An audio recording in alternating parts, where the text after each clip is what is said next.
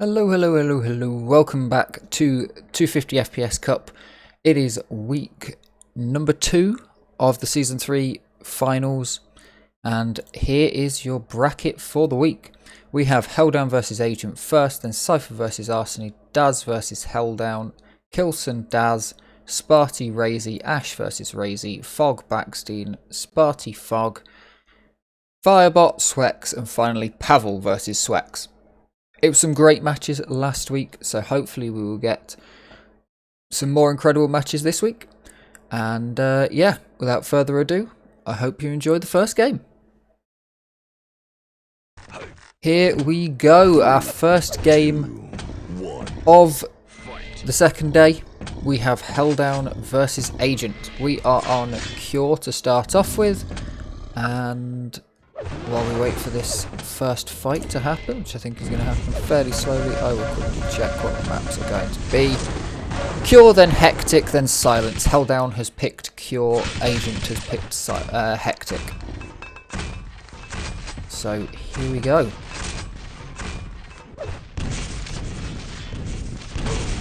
Good take on the red there from Agent, and then able to make the frag. Has a decent stack. Ready to go into this next fight. Good movement through the teleporter from Helldown, catching Agent off guard after he shot the prediction rocket, but Agent manages to land a beautiful mid-air shot and takes Helldown down. Hopefully I can be a bit more warmed up than I was last time. My commentary on the first game last week was not brilliant, but hopefully we'll be back into it and going fine this week.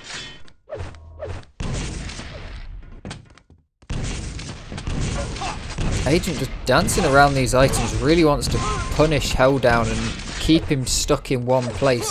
But Helldown does more damage in that fight and should be able to make this frag here. Agent picking up the red and managing to get away though, before the machine gun manages to lay down too much damage. The rockets aren't landing for Helldown, he gets a bit unlucky with some of those.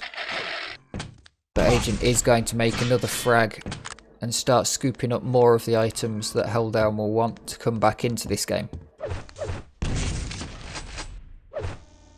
I'd expect Agent to play a little bit faster than he would otherwise against Helldown.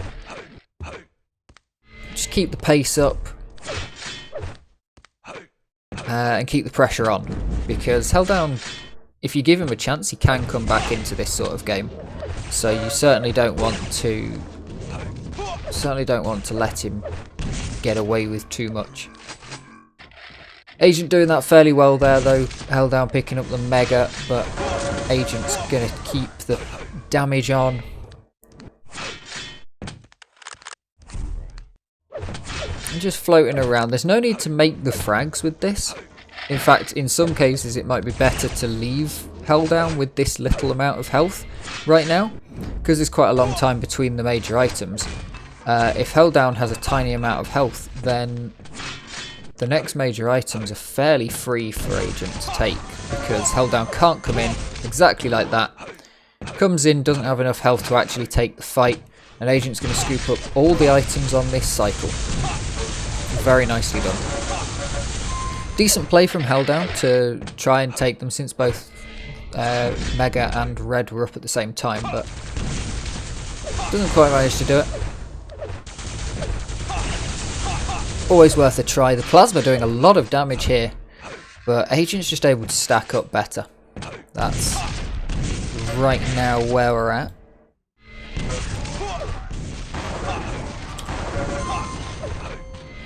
Let's head over and take a look at Helldown on the respawn. Big difference, no reds for Helldown at all, and 8 for Agent already. That's every red on time, in fact. Just about. Helldown going down to -1 with a poorly placed rocket. That is unfortunate. He's going to play well through the teleporter. Doesn't quite catch the way Agent's going to go. He can't really leave until he knows which way Agent left that room though. That mega room. If you leave, you're more likely to just bump into your opponent quite quickly. Helldown getting good Good LG out, does a lot more damage in a lot of these fights, but he's just unable to find the items to be able to come back into this. Agent is a phenomenal player, held down incredibly good, but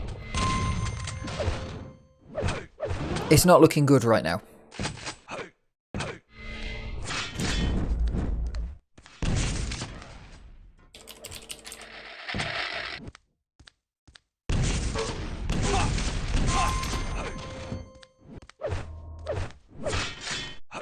More armor's taken.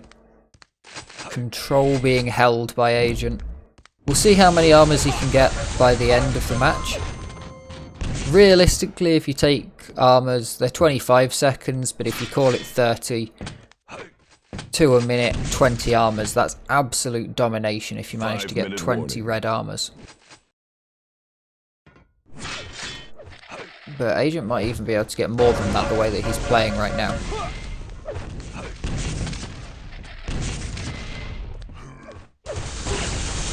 Megas, you maybe call it 40 seconds.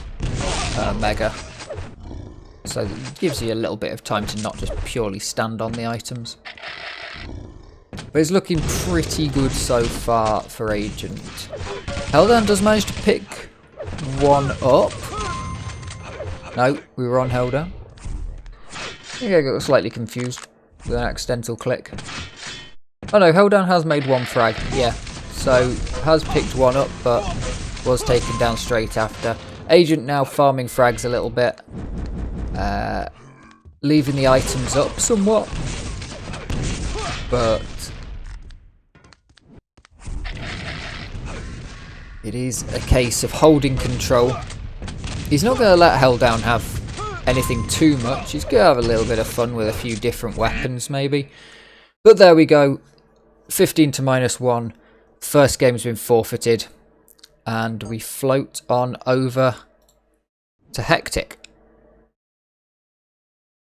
Here we are then for the second map. Agent 1-0 up in quite a dominating display. We'll start off on Helldown over on Hectic. This was Agent's pick, so we'll see how this goes. A mutual frag coming out. Agent going to pick it up second, so we head over here with the rocket launcher. Agent just waiting for Helldown to go through. He doesn't go through. Good movement there. Agent on 1 health left and Helldown licking through the barriers. Trying to find that one tiny bit of damage, and Agent's not going to quite hit the gap through the barriers and goes down, but that'll be fine. Not too much panic here. And going down was potentially the best option because staying there, Helldown's just going to take so much. And Agent's able to bring it back 1-1. But yeah, if you're stuck in that back corner, it can be worse than being dead and being able to play and contend for items, especially on this map.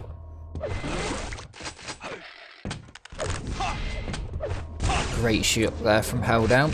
Straight as Agent came through the teleporter. Brilliant direct rocket there and a beautiful switch. It does impress me every time I see it how good some of these players' switching skills are with the long time that it takes to switch between weapons in Quake 3 compared to a lot of the other games.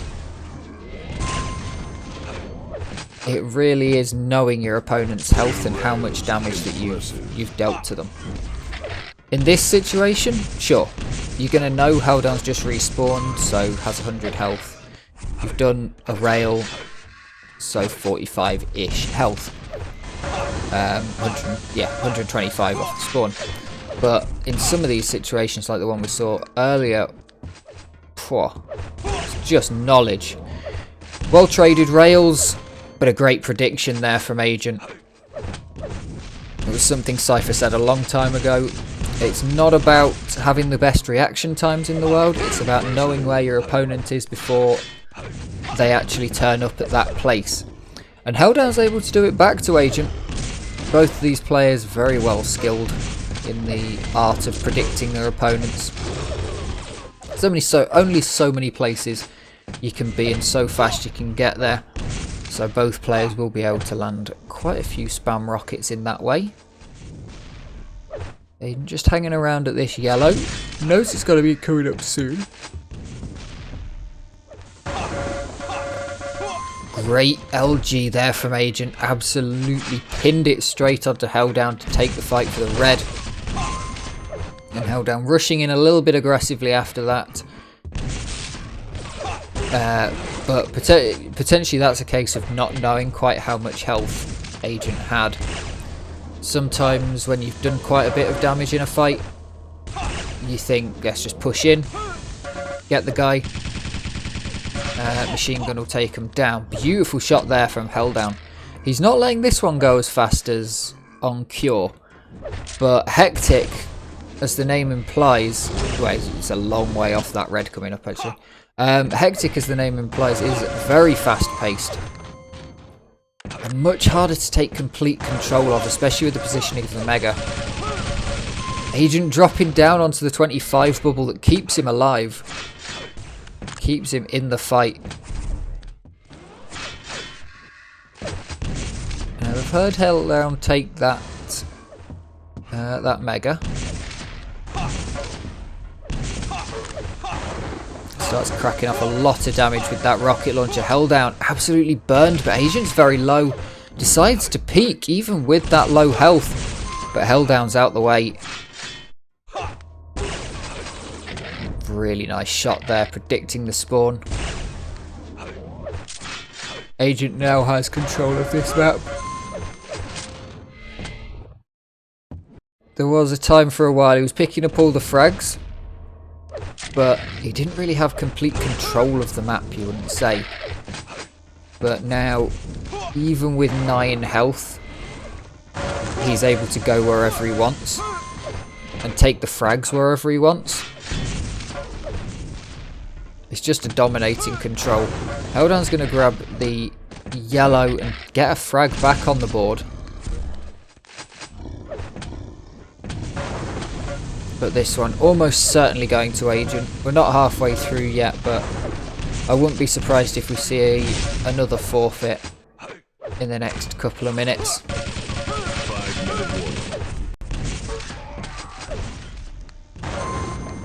Helldown just getting absolutely destroyed at every corner. If he gets one frag, he's never able to get more than one in a row, it seems.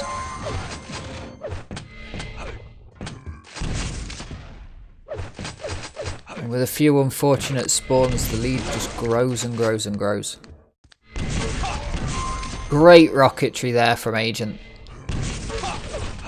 Helldown's a good fighter, but I mean, only a couple of these frags have come from a true brackets to brackets fight. The rest of the time it's all been this sort of thing. Respawns, trying to catch the frag before Helldown can stack up at all. Agent making absolutely beautiful beautiful predictions there. Yeah, Agent absolutely understands control, and the way that control isn't just of knowing the timing on the items and getting there and picking up all the items. Although he did have a complete domination of the red in the last match on Cure, picking it up every single time. Helldown got none of them. But he also understands that positional control is very important. Which is something especially on this map with where the an excellent in duel. What a rarity. 2 frags in 2 seconds in a duel. Yeah, Agent understands that, especially with where the Mega is on this map, you can lose items but keep control of the map, because if the only item that Helldown's allowed is this Mega, and he's only allowed it when Agent doesn't want it, keeping control on the map, like look at that. If Helldown went into that Mega room, he'd be dead. But Agent goes in with not the greatest of stacks and comes out with a frag. 32-4. It just goes to show sometimes, so if you're new to this game, if you've only been playing for a little while and you're getting wrecked with these kind of score lines, there are levels on levels on levels in this game, and the longer you play for, the more you'll realise that there will always be someone who can do this kind of thing to you, unless you're one of like 5 guys called Rafa, Cypher, Agent, Tox, that kind of guy. But for pretty much everyone, there will always be someone who can dominate them quite like this.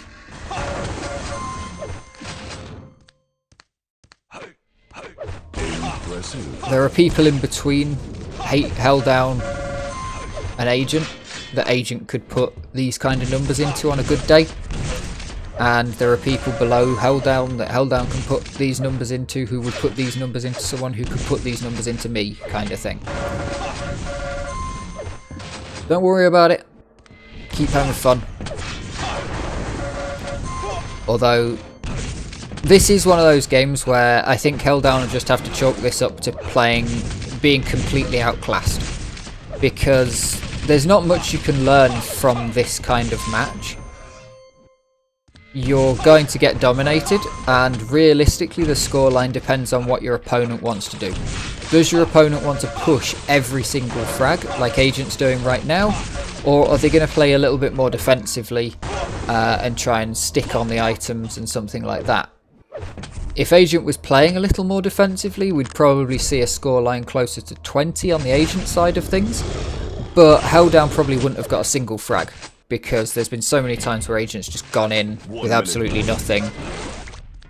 A rocket launcher, an LG, and 50 health, and tried to take a fight. And sometimes it worked out for him, and sometimes, like in that case, a rocket launcher does 100 to the face. And there's nothing you can do about it if you get hit.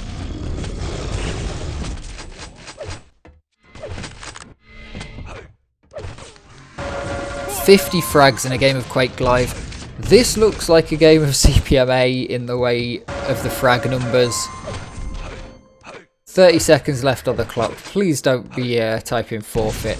Nah, he's not typing forfeit. It's fine. We like it when a game goes to full times. Oh, and a beautiful mutual frag. Just about to end the game. Just like we started it off with. I love a good circle. There it is. GG. 8-47. Agent takes it 2 maps to nothing. We'll roll into our next game, which is going to be Cypher versus ARSENY. Here we go then, as promised. ARSENY versus Cypher. 3, we are on 1. We're on Dismemberment, then Furious Heights, then Sinister. Dismemberment was picked by ARSENY. We will start off with ARSENY. And that is the player that has been chosen by the random roll that is warm-up.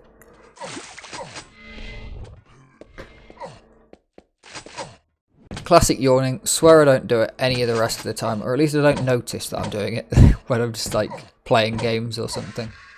Always seems to happen when I'm commentating. These are not boring games, I promise. Bit of a boring start though. I haven't even seen a whiff of the other player yet. The first green thing on the screen is just the green band around a grenade coming in from Cypher. But there they are, taking a few punts at each other. Cypher's going to pick up the Mega. ARSENY's going to play this one really slow. We have seen that ARSENY... I don't know why I'm talking so fast. We've seen that ARSENY... ARSENY will just match the playstyle of whatever the other player is doing, unless there's something specifically needed. But at the start of a game, if the other player is a slower player, like Cypher is, ARSENY's going to be playing slower. If they're a fast... aggressive player, ARSENY's going to be playing fast and aggressive.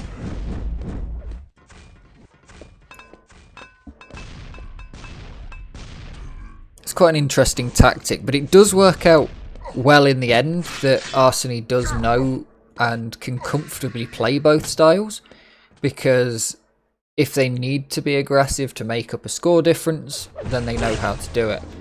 If they need to be defensive because they've got that score gap from earlier in the game, then they know how to do it. So it does help out in the end.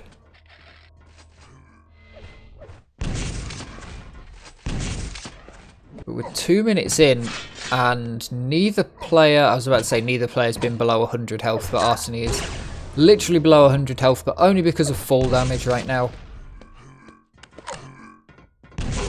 Great shot there from ARSENY, but Cypher's going to get way more damage off, and now ARSENY's a little bit stuck in this back corner. Held down. Why did I say held down? Cypher hits a great rocket there to take the first frag.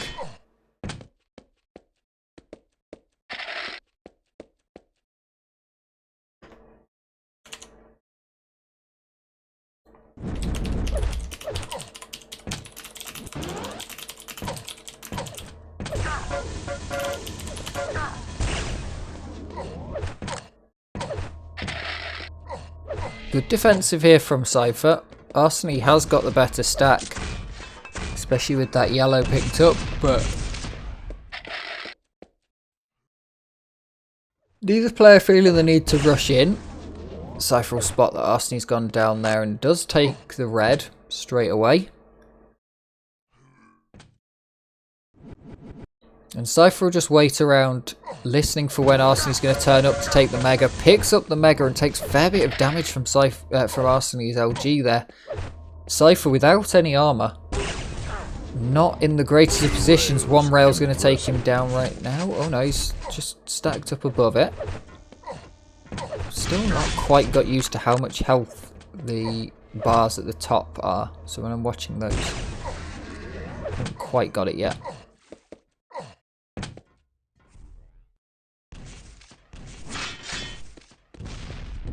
Now Cypher with a bit of armour has a chance to be able to push in on this one. Now before the game, in the in-between of the games, I said that I was kind of expecting this one to very much go towards Cypher, but ARSENY playing this one really well. It is his map pick, but I mean, we're talking about Cypher, one of the guys destined to, or in the conversation for winning the entire game,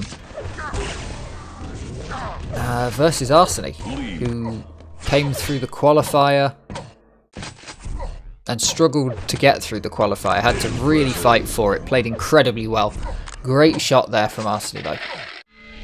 He's really making the most of this. I know for myself, I'd definitely have doomed myself to losing if I saw that my matchup was versus Cypher. I'd just go, yeah, okay, let's just have some fun with it. But ARSENY's really playing this one well. We're here at 5 minutes, and it's 2-1. Cypher will get the yellow, but gets a big rocket, goes down quite low. Manages to return one rocket, but ARSENY will hold on to life. Cypher leaves the red up, interestingly.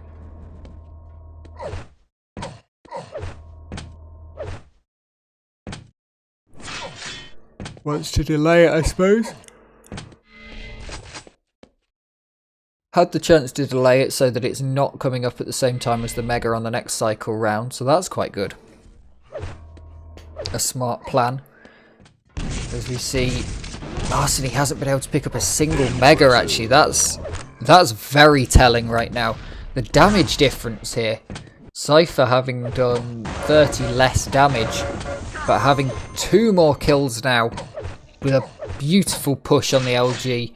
Cypher regains proper control of this map and now uses that control to try and get some frags on the scoreboard. Nice take of the yellow from ARSENY to stay alive a little bit longer, but didn't have the weaponry to put in a lot of damage. And now Cypher slows it down just a bit more. No pushing super aggressively. As I say that, Cypher runs straight in and surfs a rocket. Lands a beautiful rocket on the way out. ARSENY picking up their first Mega of the map. And he's going to keep him alive with around 25 health there. Shotgun doesn't land for Cypher. He doesn't want to stay around here too much because he knows that he doesn't have an incredible amount of health and that a couple of rockets will really change the tide of where this game could be going. Right now he's got complete control, no need to try and put any frags on the board, but certainly doesn't want to lose anything and might as well take those frags if he can. Dancing the teleporters, he plays them so well.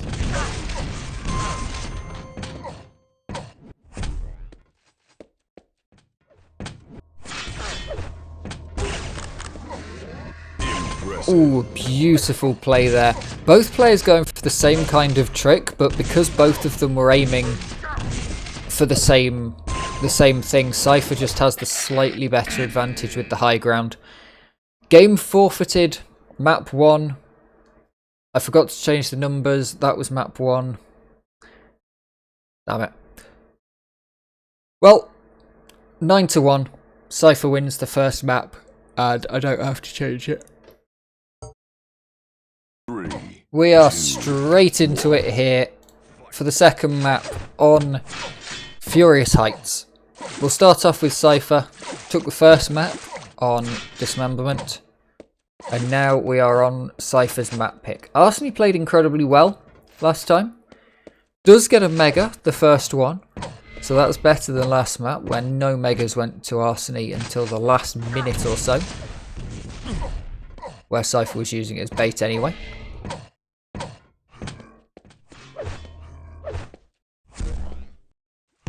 But I'd actually expect Furious Heights to play better for both players.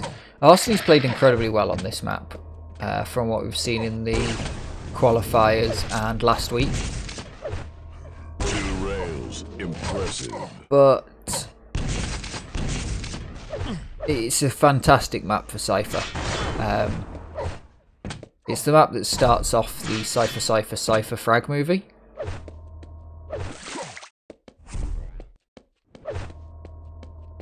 So Cypher certainly no stranger to this map. Playing it old school, just walking around, keeping it quiet. No need to make too much noise. It's all about taking the items. Impressive. Keeping control for Cypher. ARSENY took an early lead in the control by taking the first mega and an early red. But Cypher now playing to hold down and just do enough damage to ARSENY so that ARSENY can't contend for some of these items. Like this next red. Goes for free to Cypher. He's completely stacked up. And again, I think we're going to hit 2 minutes without a frag on the board. Unless ARSENY peeks this corner. But Cypher just staying stacked. 200-200 stack from Cypher. He knows he doesn't need to push in. It's so early in the game that the most sensible thing for Cypher to do is obviously just to keep playing for the armors. Delaying it probably smart. That keeps the mega and red from tying up at the same time, which Cypher will definitely want. If he can stop ARSENY from getting any sort of way into this game, beautiful combo there. But yeah, by stopping ARSENY from getting anything to jump into this game, Cypher's really holding down this one. Doesn't need the frags as well. He's just holding that angle. There was nothing super aggressive about the position that he just played to make that first frag. All he did was just held the angle with the rail. And then the second frag, just an unlucky spawn for ARSENY.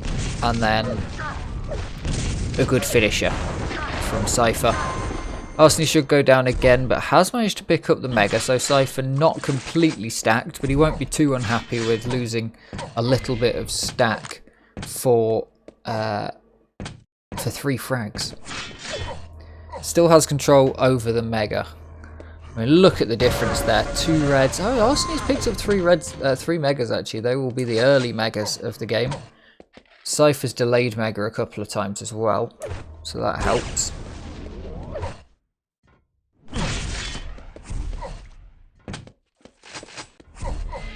And now the mega's back up. Cypher gonna make his way over slowly. Impressive. But ARSENY surely far too low to even contend for this mega. One tap will take him out. Impressive.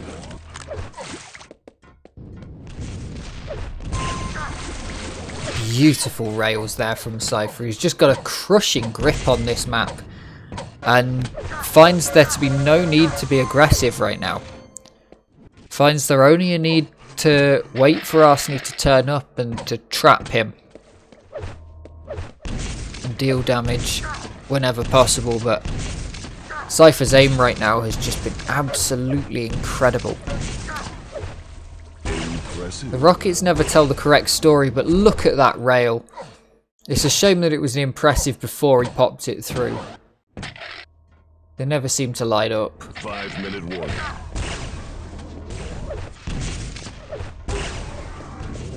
Impressive. But just a fantastic shot. What's the percentage on that? Jesus wept.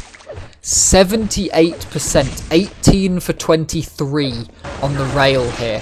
Cypher just ain't missing. Curse of the commentator, I apologise. ARSENY's hit a couple here though. Cypher slightly out of control. He's been playing more for the frags, which has allowed ARSENY a little bit of a way back into this game to find the first frag. Cypher won't be too worried. He'll still have timings, he'll still be able to retake control quite easily. Holding down this position because he knows that ARSENY wants to get across to the other side of the map. But yeah, the way Cypher's been playing this, have been that previous setup, the shots that he's been making, and then when he was out of control, to just find the position that he knew that ARSENY had to get to keep the push going, and just to stand there and go, okay, fight me. And just simply, ARSENY was able to put up a decent fight, but you couldn't push through. And being unable to push through meant that Cypher was able to drop down onto the red and take a very convincing control. ARSENY forfeiting the game, 10-1. Absolute brutality. I mean, the pickups don't seem to say it at the end there, but it was absolute control of the map, not letting ARSENY have anything at any point. We'll move on to our next game. In we go to battle number 3, Helldown versus Daz. This should be an interesting one. Helldown's already warmed up versus Agent on this map earlier, but we'll see how good Daz is playing. Coming into this, from looking at what how they've performed before, I'd have put Daz on the same sort of level as Helldown, but how Daz was playing last week and Helldown playing some similar opponents, right now it's looking Daz's way in the sort of predictions. Helldown picks this map, gets telefragged. Beautiful shot there from Daz. He's playing this so fast. Daz is an incredibly fast player. Just to say the cliche that I was saying so much last week, plays it like it's CPM, which especially on Hectic is fantastic to see. Can't quite land every shot through the teleporter, but he's keeping good control over this map. Helldown's not letting him get away with everything though. He's picked up a lot of frags, taken a lot of the items, but Helldown's been there for everything. So Daz isn't completely running away with control. Unfortunately, the last couple Helldown has been found by Daz before he's been able to pick up any items to fight back with. A good rail there from Helldown. Might find him a way back into this game. Nicely done. 2 rails. Impressive. Needs to grab the items that mean that he can hold this for a long time. Unable to connect with much of the LG. But he is able to chase Daz down and find the frag. Red's up. He's going to rocket up to it. Daz is going to come in. Misses the rockets. Held on. Just trying to trick Daz into making the first move. Neither of them really wanting to go anywhere. Daz manages to just get away without having to take a fight though. Nice shot from Helldown with the rail.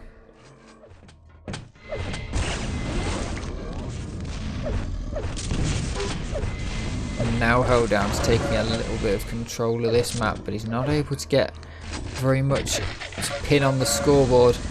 Daz is just holding enough items and has put Helldown to great difficulty with only 11 health left. But Helldown won't know how low Daz is. Great shot there from Helldown. Keeps him in control of this map right now. Of course, the scoreline not looking great, but it's more than doable on a map like this. Daz lands 2 good rockets though. That's going to set Helldown back a lot, especially if this spawn frag goes to Daz.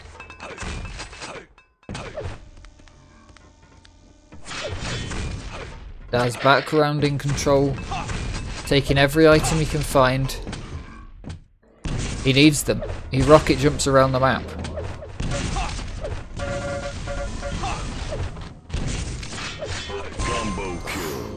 A brutal spawn frag there with the combo.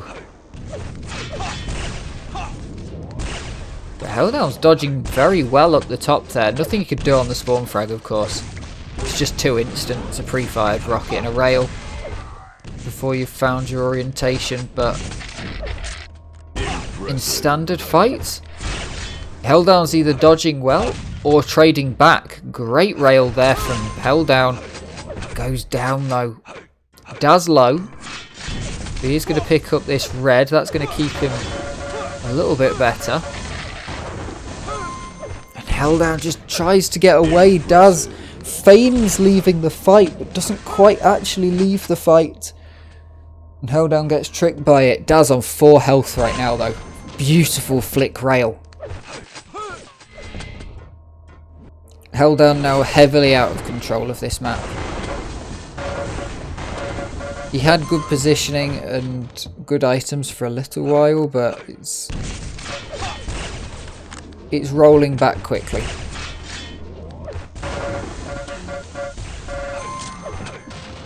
Minute warning.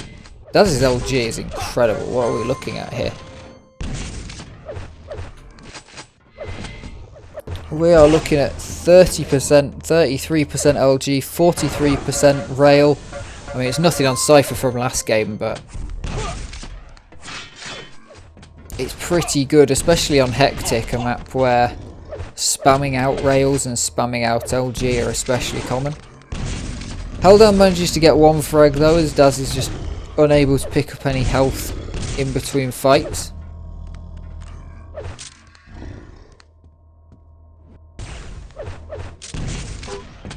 Great direct rocket there. This could open something up, but Helldown's not going to know how low Daz is. Goes for the rail and unfortunately gets railed himself. Daz takes back the control.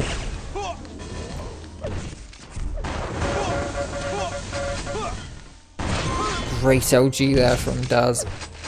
Faking and dodging incredibly well. Forcing Helldown to think if he's in the right position to take a fight or not.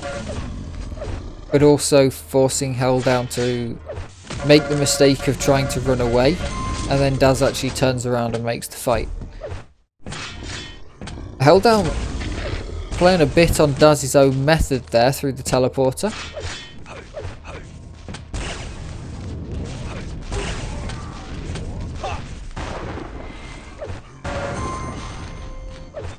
Great LG there. Placed it right where it needed to be before it was needed to be there. Impressive. 2 rails going to take Helldown out of this fight. And Daz up to 22 frags on the scoreboard. Helldown picking up another one. There is a little bit of back and forth, but much like the agent game that we saw earlier, every time Helldown gets a frag, it's very quickly countered by Daz. Whereas every time that Daz gets a frag, he's going to pick up 2 or 3 more before Helldown's able to get back on his feet. Impressive.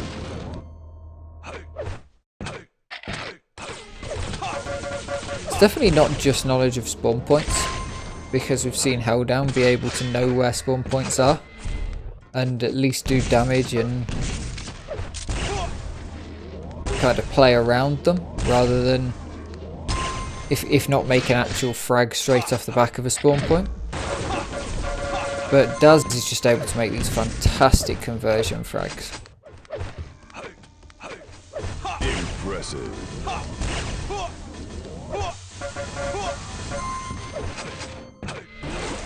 Again, just consistently good LG from Daz.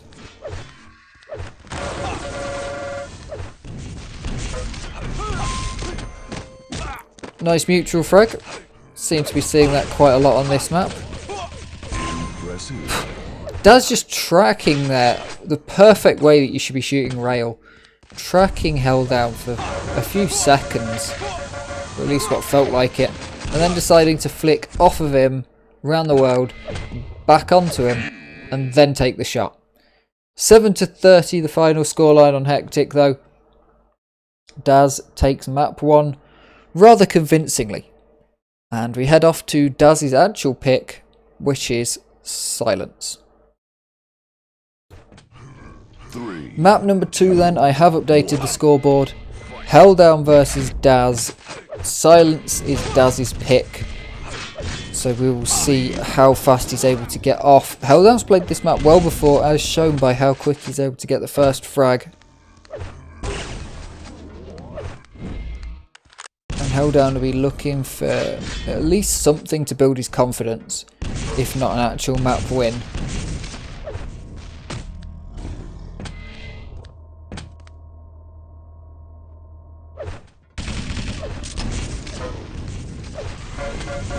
Lot of waiting on that red.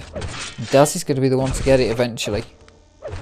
Takes the 50 bubble, keeps himself stacked up and takes the mega.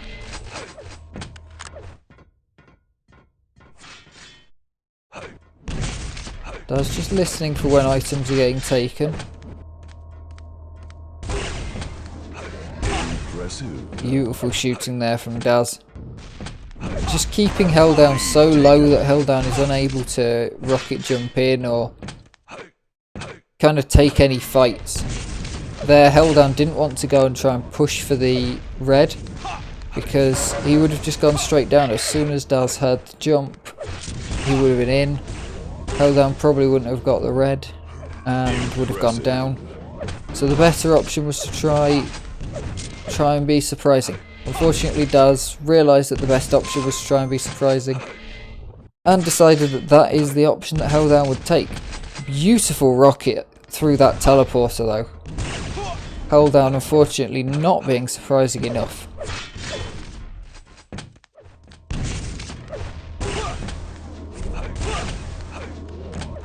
Rails traded out for both sides, flying everywhere, but it's Daz with more health. He was able to make it stick.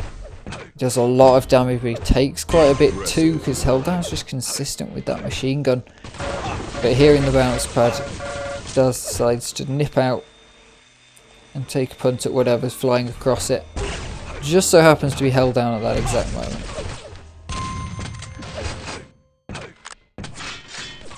Daz is playing this game, honestly, not as fast as it can be played.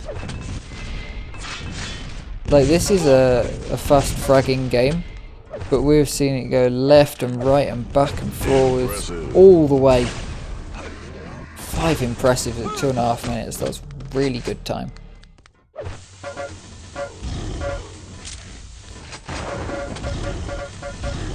Daz, hopefully he'll have something stacked up for the next little bit of this game.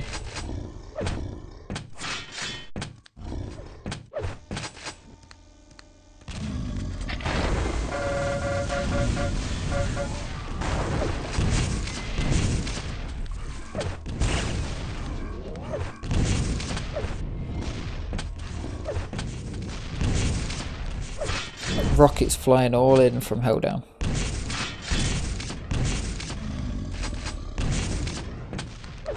No.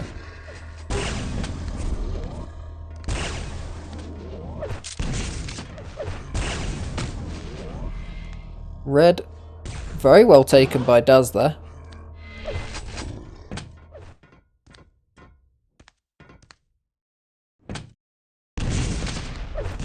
But Helldown not in the right position to take this fight, and the LG from Daz is going to do a lot of damage, and then Daz picking up the rail to finish the job off.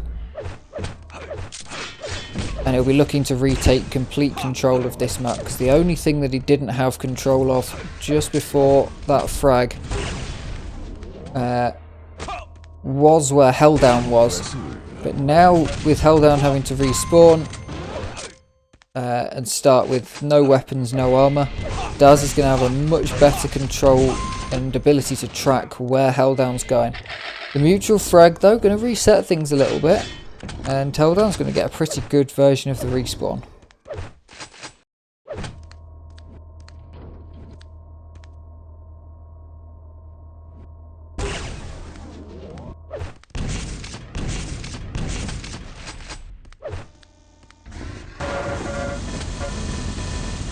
Both players just holding the LG down, burning through the walls with that weapon. Helldown heads in to try and take the Mega, but Daz is going to take him out before he gets there. Great push there from Helldown, being really aggressive. 5 minutes. Frag score's certainly not gone out too far. Helldown will be able to take some confidence from this one for sure. He's played well.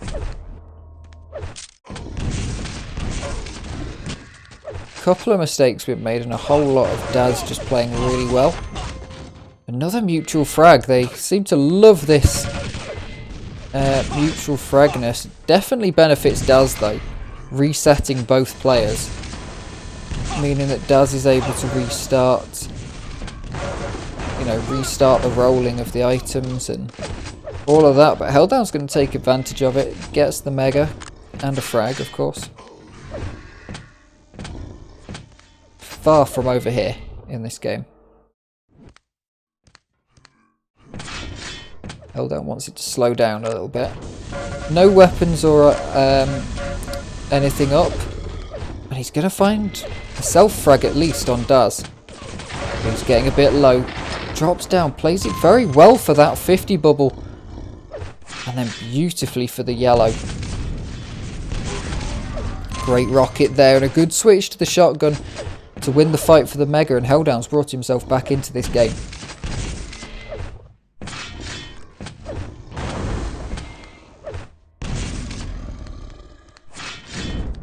This one is absolutely going all the way.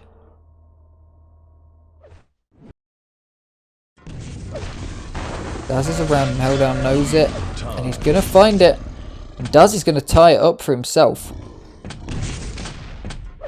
We need to see what the scores are right now. 60% LG from Daz, that's just incredible. But 12 frags to 9. Daz has done 3 self-frags. And that's been the difference so far, because one of them, okay, couldn't be helped, just a poor timing on a rocket. Well, straight in the face of your opponent. The other two, more unlikely to be just a thing that happens. Helldown now has a good lead on this map, and he's scooping up the minor items such that it's become a major problem for Daz.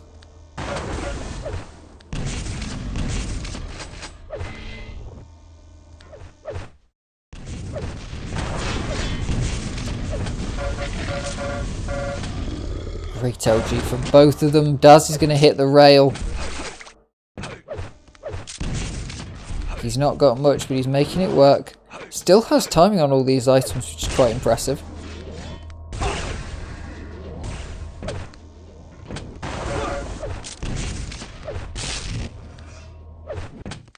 And Helldown with a rail. retakes a bit of control. Minute 40 left on the clock. 2 frags in the lead, Helldown is. So absolutely not secure. You'd love this map though. 1 map win. Make a massive difference.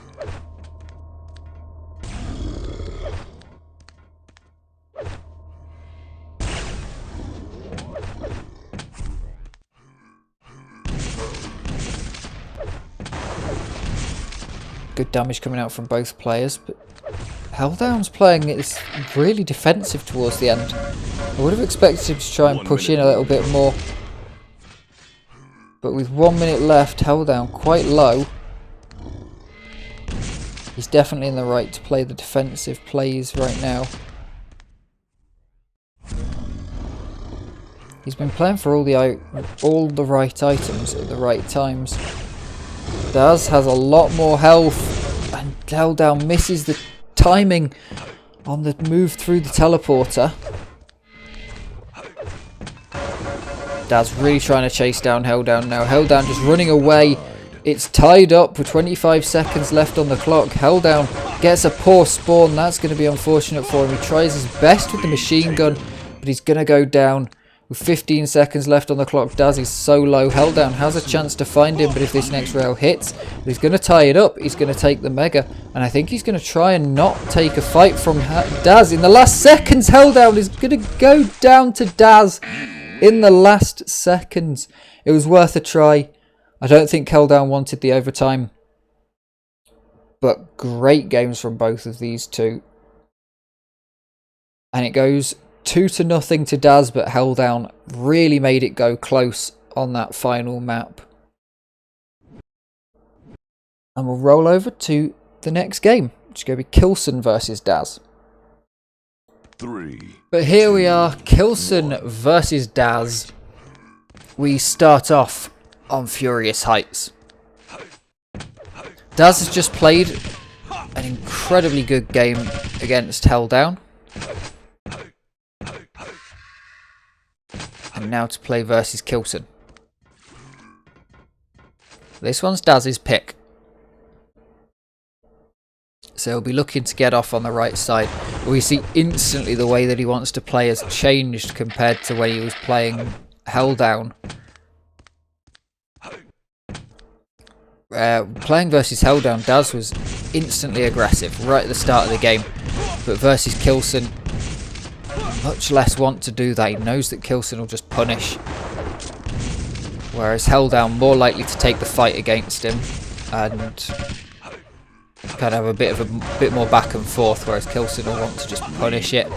And with the LG, does manage to get the first frag.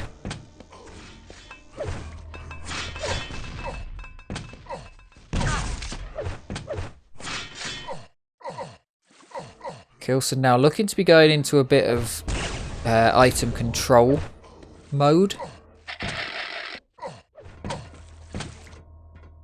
Daz pushed into him for the first frag. Kilson not really needing it.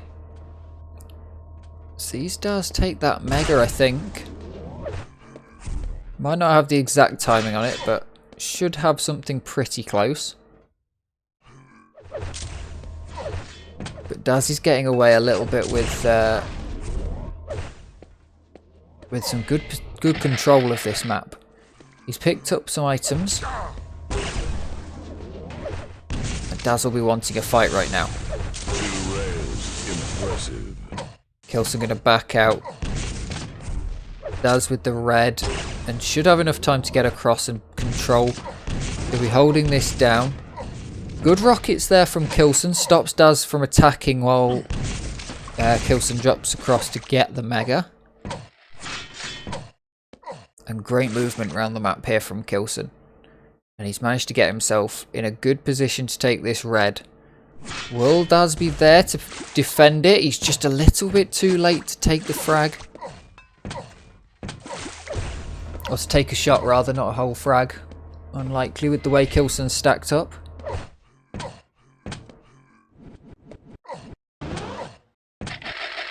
Kilson fully stacked there. I've realised watching these games, you don't as often see people 200 stacked in Quake Live,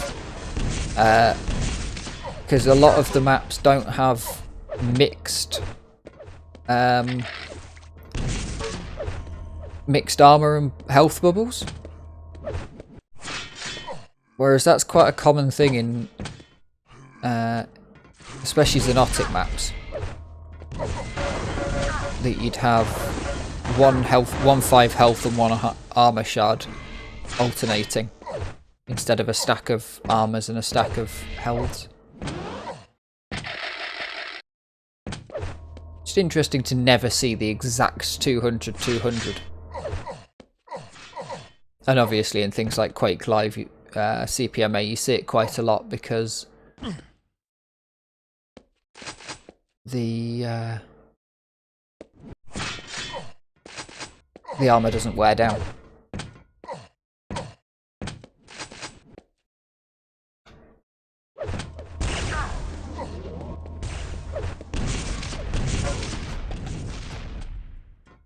Kilson's still with only 1 frag, but he seems happy with this arrangement.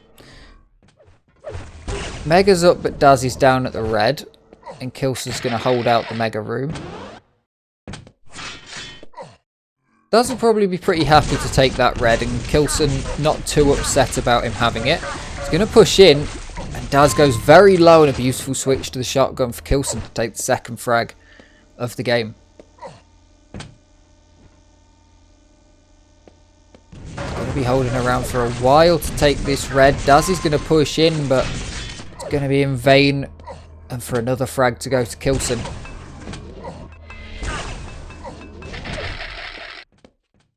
After a lot happening and not a lot going on to the scoreboard, we finally have not a lot happening, but a fair bit going on to the scoreboard. 5-minute warning. Impressive. Great rails there from Kilson. He knows that Daz is low and decides to push him.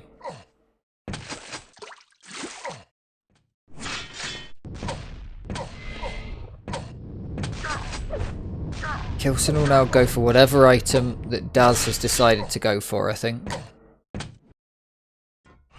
Impressive. Gets a great shot there. Doesn't quite get what he would want out of that, Kilson. Daz will be very happy with getting in, getting the Mega, and only taking 1 rail, while doing quite a bit of damage to Kilson.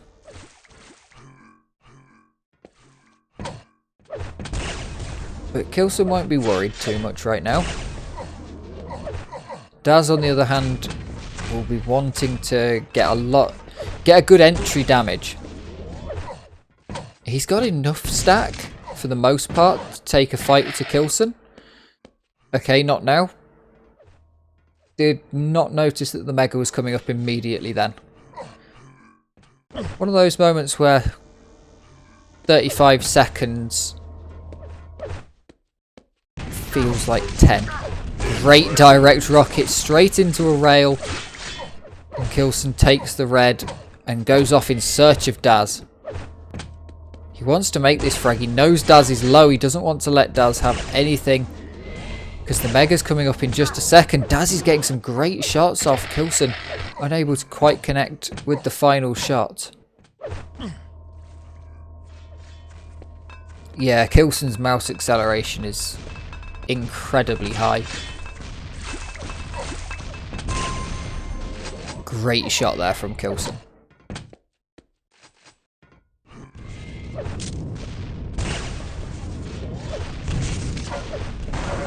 Kilson's holding this map down, and if he continues to play like this, then we can absolutely see why he wanted to choose Lost World as the next map. If this is how he's going to be playing,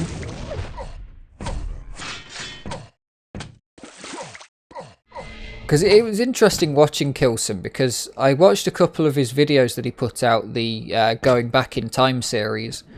I'd been watching the streams kind of, but I properly watched the Going Back in Time series, the first 2 or 3 episodes. And the interesting thing seemed to be that he almost didn't know what style of play. He wasn't, whether he was going to come back with the same sort of style or completely reinvent his style by the looks of things. And I think he's just able to play whatever kind he likes now, which is really powerful. We saw it was how ARSENY was able to take the qualifiers by simply being able to match whatever was needed in the game, but also matching the energy of the opponent is a really strong thing to do.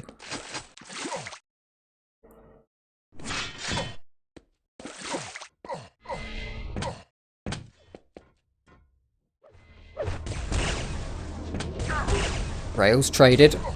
Impressive. Daz getting bullied off of the Mega. He will take it, but he'll take a lot of damage for the trouble. Great shots coming out, but Daz's LG, just absolutely beautiful. What's he putting up? He's only putting up 25. I need a like last 30 seconds accuracy. That's what I need. That's a thing I could actually probably add to something like Xenotic. Daz is going to forfeit this game, but he played it really well, and Kilson is looking incredibly strong going into Lost World. Map number 2 we go into. Kilson has one map in the lead and instantly starts off by taking the Mega.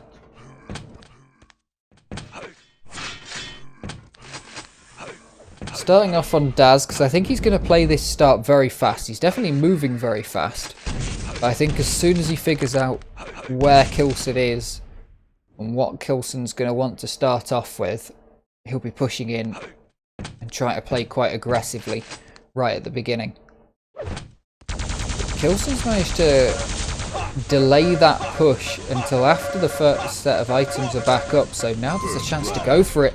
Beautiful LG there. I was saying I need to find out what the LG for the last 30 seconds is. Well, it's only 30 seconds into the game, and that's 45% LG for Daz in that first fight.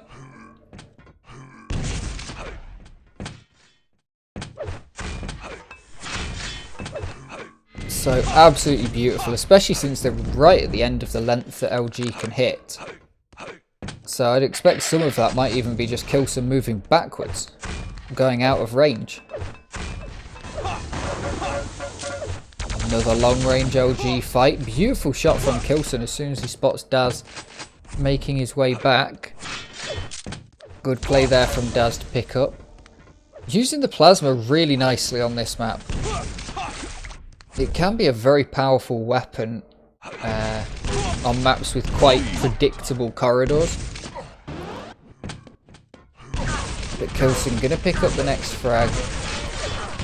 He should be able to finish Daz off here, but Daz gets a respawning health bubble, and Kilson's going to back out the fight. Doesn't want to take it. Daz has faked more health than he has there, I think. Kilson possibly not realising quite how low Daz is for real.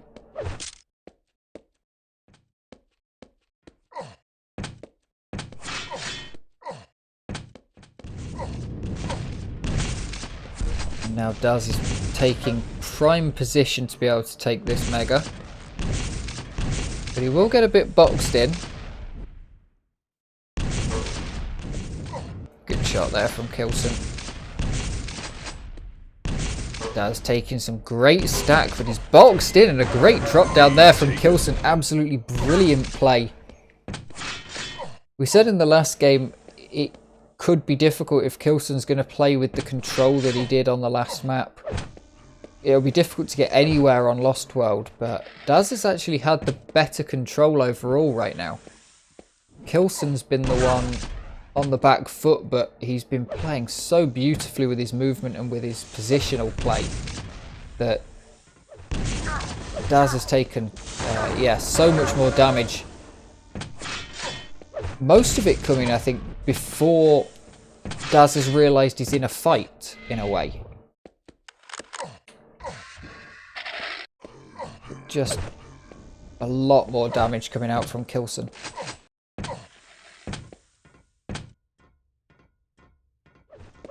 Just replaying that jump up from Kilson in my mind. Really, really good play. such a clever play.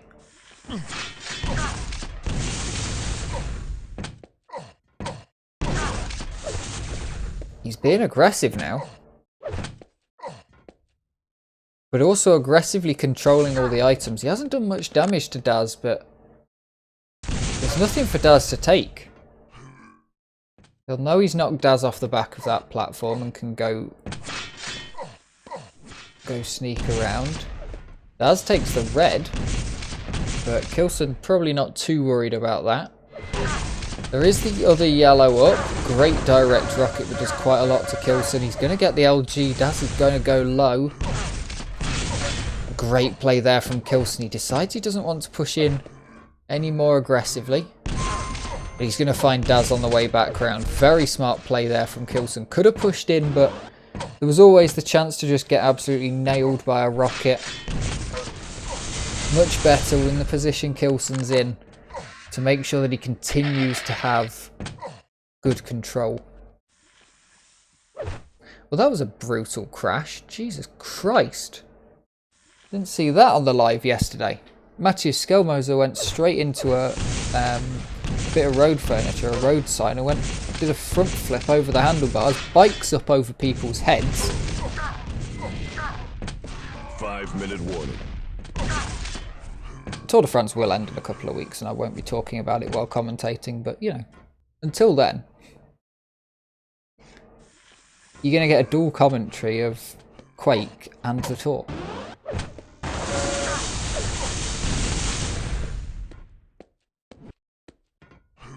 A bit of a missed movement there from Kilson. He seemed a bit out of sorts when he realised that he was in the lava. A bit confused as to how he got there, but recovers alright.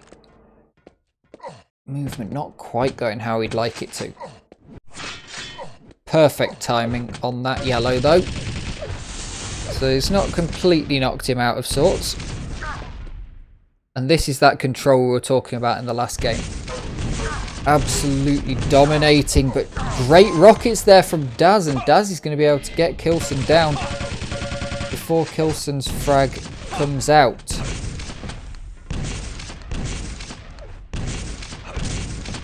Kilson stacks up with the red before Daz gets there. Making great shots. Kilson being played as if he's got less health than Daz, but Daz is in a very vulnerable position right now. I think Kilson just didn't have the weaponry to take any sort of fight there, so had to leave, knowing he didn't have the damage dealing output. Absolutely fantastic.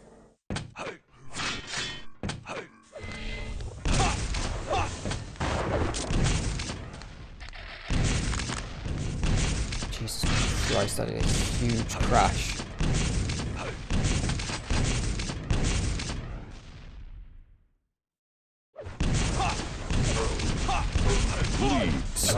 Ah, stop being such a good close game between these two. We've got 3 minutes left. There's 3 frags each now. Kilson going down to his own rocket. Daz has control of the map, but he's gonna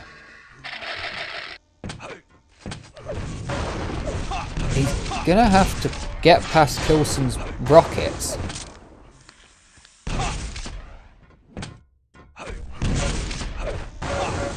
Kilson low.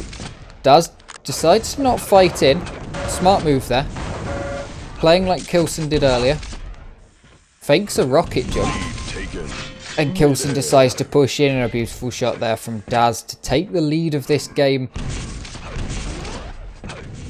Now, the smart play would be to go play defensive, but I don't think Daz knows what those words mean. So we expect him to push in and try and take these armors off of Kilson.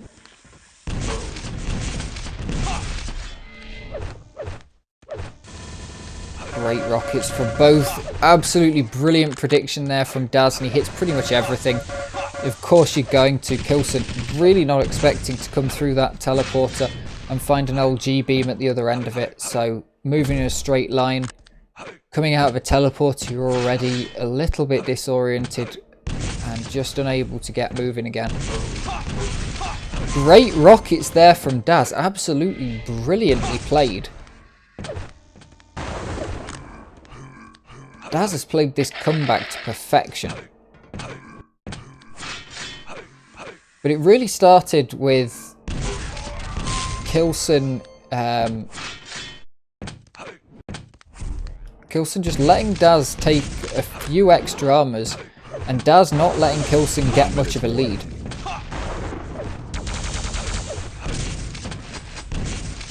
But really good play from both players. Daz has just been able to capitalise a bit more on the lead that he's gained.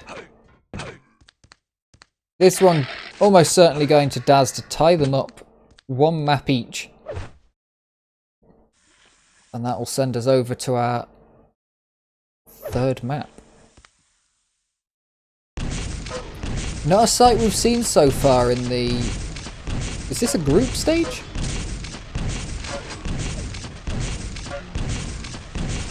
In the normal season, before playoffs, pre-playoffs? I'm not sure. Kilson going to take the Mega, goes down, leaving Daz with only 12 health.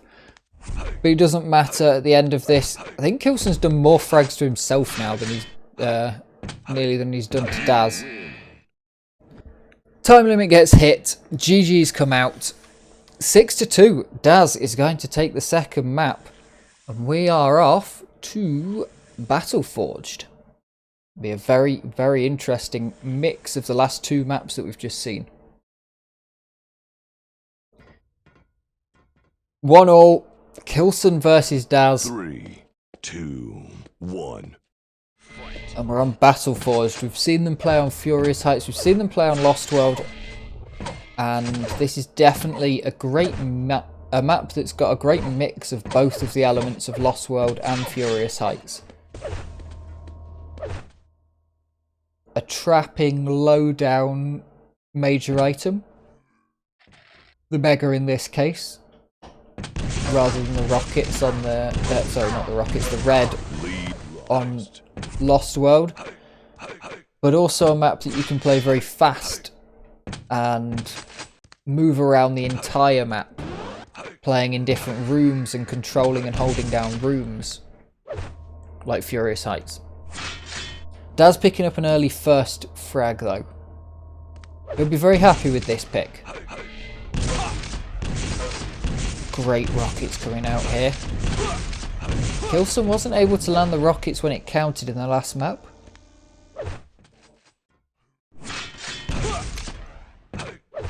But Daz will have taken confidence back from winning this last one.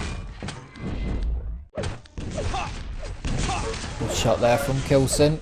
But he's going to get a rocket straight to the face. That happened a few times in the last map. It never took him down to minus figures, but he did get more frags than the scoreline suggested at the end due to those self frags. Great rail there from Daz. He's pushing this in, really trying to open up the fights.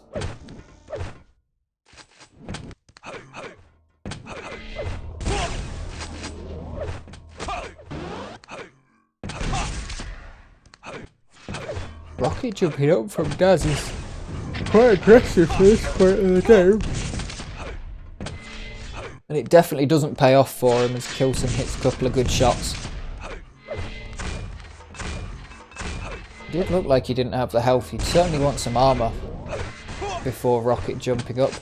Good OG there from Kilson. Gets Daz pretty low, but he wants the items more than he wants Daz dead right now. I think the first step for Kilson is just to get himself back to 0. Two good rockets there from Daz, putting Kilson, setting him back quite far. Daz just hasn't taken as much damage in this game.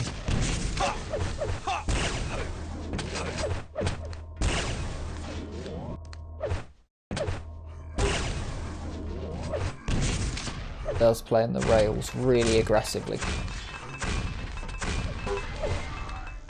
And a great grenade spam from Daz. 2 rails. Impressive.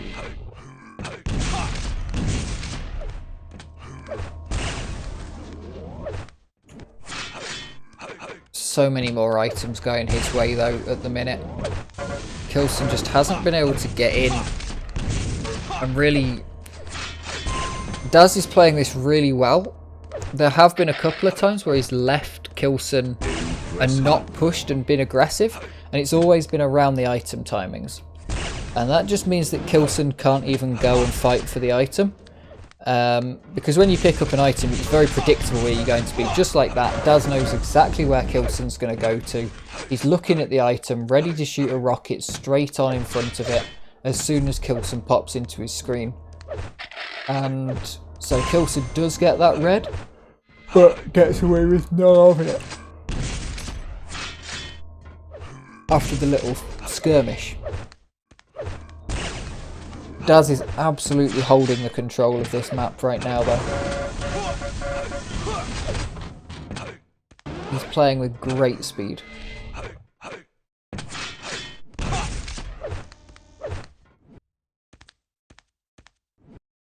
Dodgy connection, but it does look like it's on my end rather than on Daz's end.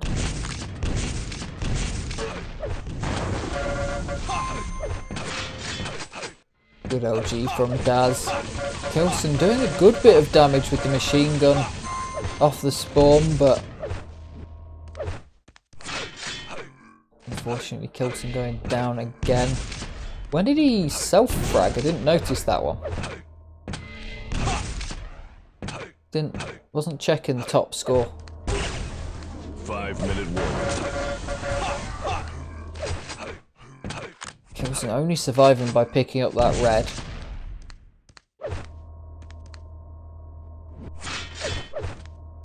He's fallen really far behind. It's going to be very, very difficult for Kilson to get back in this game. Daz has been making frags rather quickly. It's not the quickest that we've seen on this map, but with less than 5 minutes on the clock,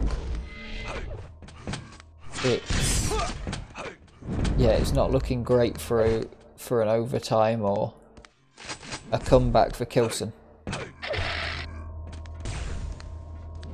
He hasn't even fragged Daz once, I don't think. Yeah, his 2 frags are on himself. It's a great shame. He does manage to get the first one off there. The start of a comeback, it is doable, but it's going to be very, very difficult, like I said. Daz can play defensively when he absolutely has to. But even if Kilson isn't able to come back into this completely and challenge for a win, it might be good practice. You know, you've always got to try and take something from each game.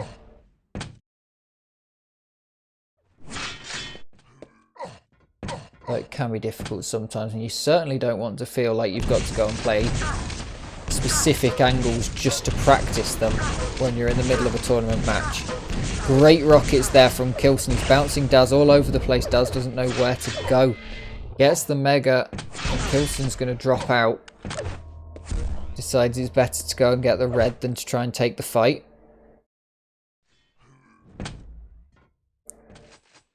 And he's playing slow, trying to find Daz rather than, and launch a sneak attack rather than rushing in and finding him mid-flight.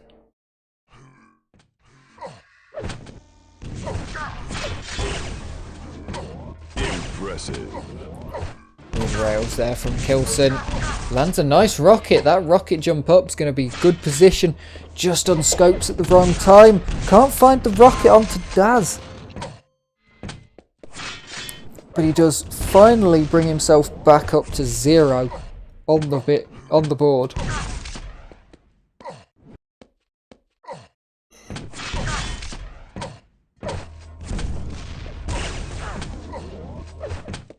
Nice rail there from Daz.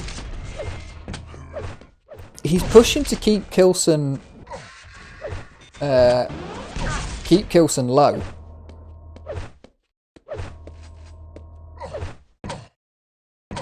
Knows that he's basically got this in the bag right now, and has had for a while.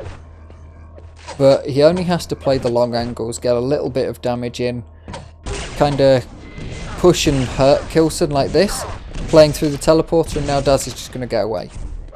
He's still going to hold just in case Kilson pushes, but he's going to go away. There's no need for Daz to try and take the fights. But he does manage to get the frag here, even with 8 health left. And Kilson's going to forfeit in the end. 0 to 8. At least Kilson got it back up.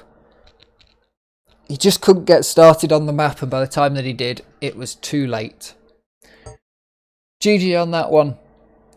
The first game of the week that goes to all 3 matches, though. And we will be off to our next game. Here we are again, RAISY versus Sparty, starting off on Hectic. I forgot to put my glasses on, can't see what's going on. There we go.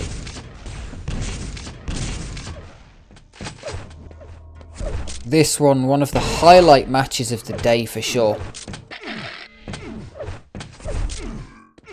Just got off the wonderful game between Daz and Kilson.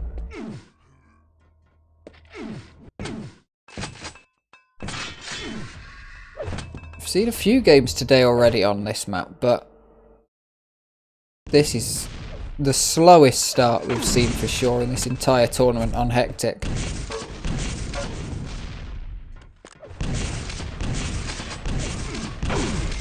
Neither player able to land much. RAISY getting incredibly low on that one. Sparty's able to pick up the Mega.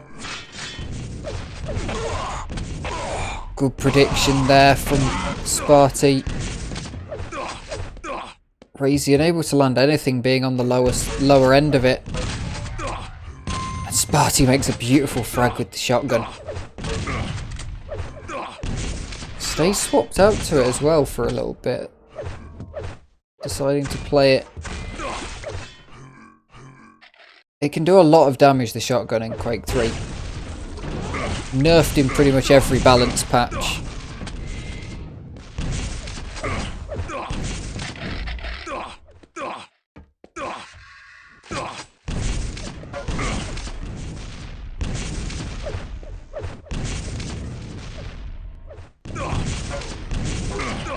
Great rockets, and again a switch over to the shotgun.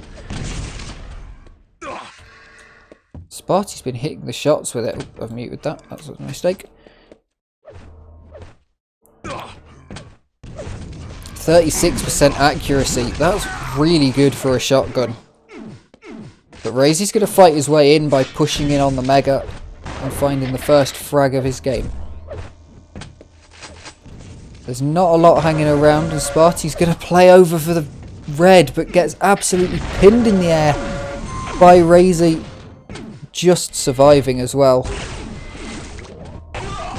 RAISY's leaving this red up though. Sparty's going to get over to it, hits a nice shot there and finds the second.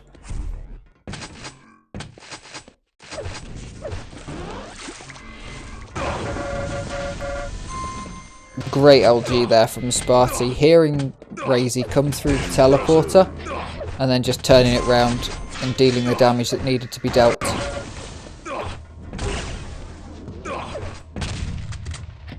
He knows RAISY's low, so shotgun's coming out, and then as soon as he hears the bubbles be taken, Sparty's playing this so cleverly.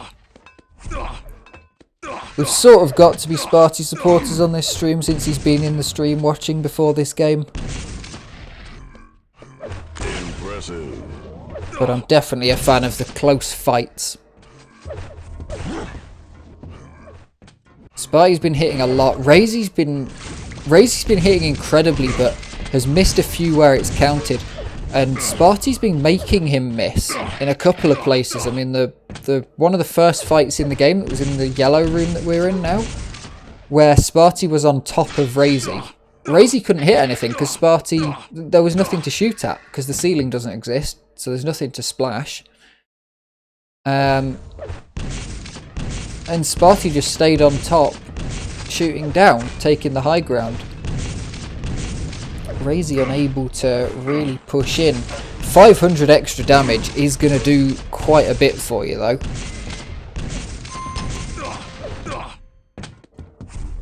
And Sparty makes another frag.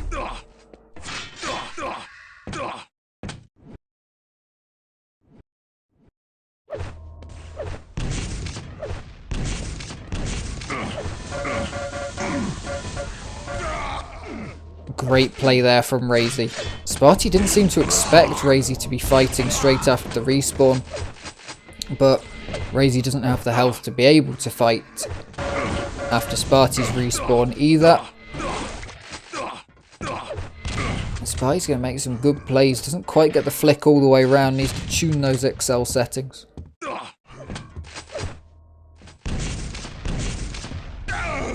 Great play there from RAISY, finding Sparty. Both players on such little health, but do either of them know how low the other one is?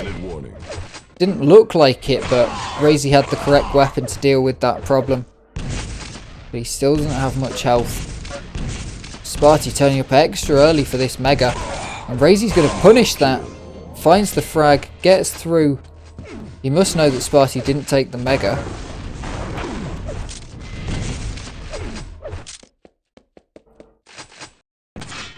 Now RAISY looking to take a bit of control on the map for the first time, even when Sparty was taking all the frags. Sparty didn't really have any control of the map, of the items. He just had a few weapons and was able to catch RAISY off guard after the spawns. With a little bit of positional control, but certainly not what we're seeing now, with RAISY taking most of the items the last couple of minutes.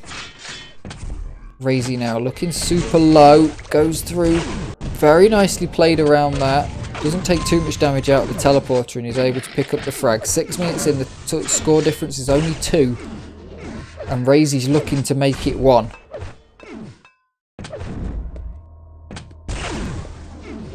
Nice rail there from Sparty, dodging RAISY's return. Grenade kill onto Sparty though. Delayed grenade kill as well. Rarity, that's the finishing blow, and tying it up with an aggressive push with the shotgun from RAISY. Can't quite connect the first rocket. Doesn't want to go through that teleporter, he knows what will happen. Sparty will be on the side of it, making some shots. Taken.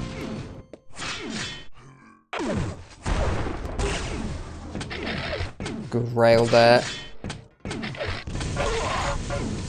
RAISY holding down the control of this as well. Mega's not up for a while, so he's just going to wait here. Finds Sparty through it. Both of them go down. Sparty blowing them up both with the same rocket. And Sparty's going to be the one that picks up the mega. And that's what wins him the fight as well.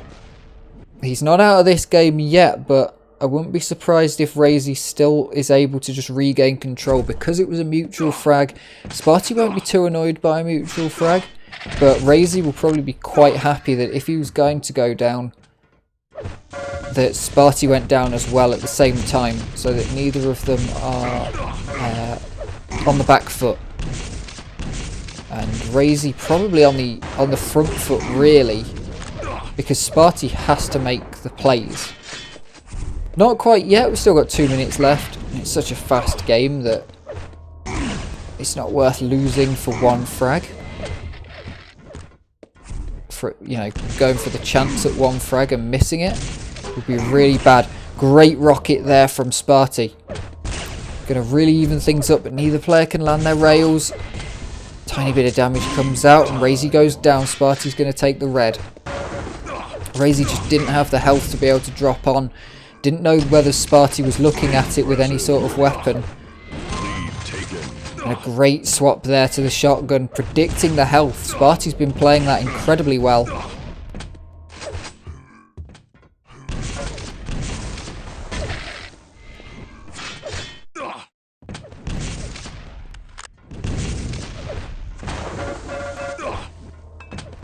RAISY's so low. He can't go in. He makes a great move, but Sparty knows what he's doing. 1 minute warning. RAISY's made so many correct plays in this game that he just hasn't been able to execute because Sparty's known what he's doing and is able to get on the other side of it. And now Sparty incredibly stacked with a 2 frag lead, 45 seconds left on the clock. And he's going to be able to hold this down. He's even going to push in and try and make more frags. The shotgun comes out again. What's he got on that shotgun for kills wise? I don't know how to read this. He's got 4 frags on the shotgun. It feels like so many more, but I think the final finishing blow has come sometimes from another weapon after the shotgun's done a lot of damage as well as being just the finisher. RAISY gets in there in the last few seconds and manages to make an aggressive frag towards the end, but it's not quite enough. 12-14, an incredibly close game to start us off, and please ignore the numbers at the top because I forgot to change them. Sparty takes the first map. And we are heading to Silence. We are straight into the next game on Silence. No hanging about between these two. Let's do it. Sparty picking up his shotgun, his favourite weapon of the last map. He misses the chance at the red. A little bit of mismovement, but grabs it in the end. And that's devastating for RAISY, who's only managed to pick up... yeah, I think he's picked up a green and... probably the 2 greens and the yellow. So not a great start for RAISY, but he is able to get the first damage off on the board. Sparty tickling a little with the LG there.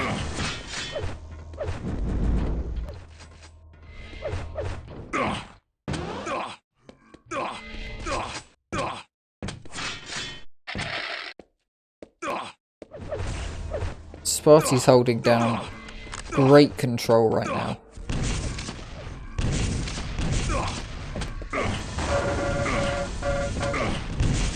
RAISY's so aggressive at the start of this match.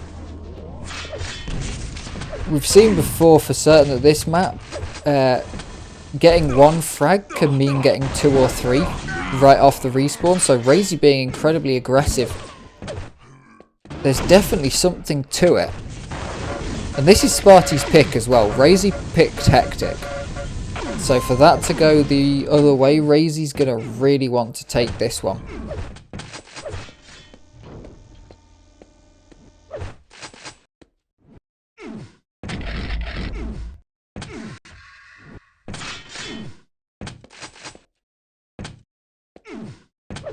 Two rails. Impressive.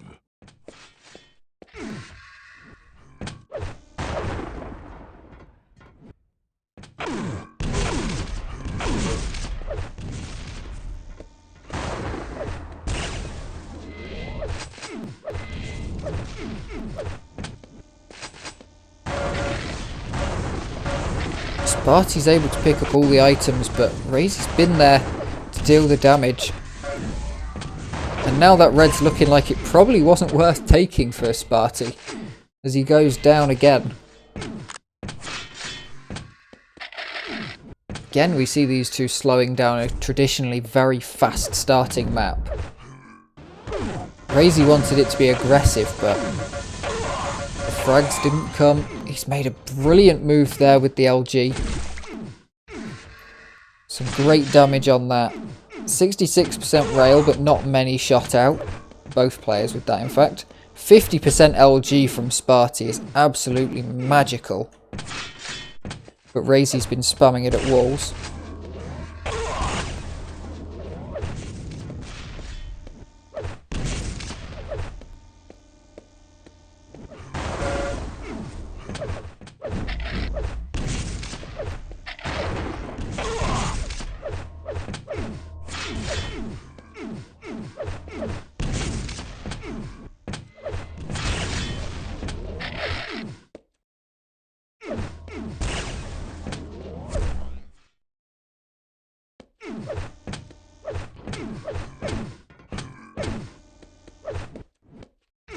Four frags in the lead so early. RAISY will be pretty happy with this position. Sparty I don't think will be panicking right now, but he'll definitely be thinking, which way do I have to go in to get this map back? And I think it's going to have to be the aggressive plan, because RAISY's just simply not taking the items. He's getting to them and then using them to punish Sparty for thinking about taking them. So yeah, we see Sparty not even bothering to head over to the red. It's been left up for so long.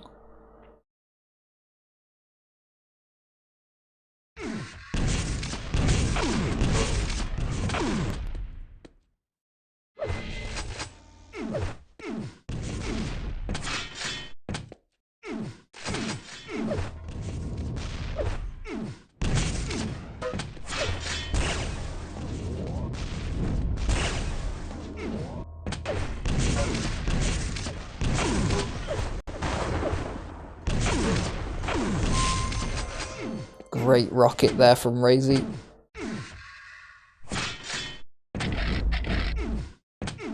He's just stopping Sparty from going anywhere at the minute. And I mean, even, well, he's not going to, but I was going to say, even sweeping up these yellows and greens as much as he can. Sparty can't seem to find a way into this game.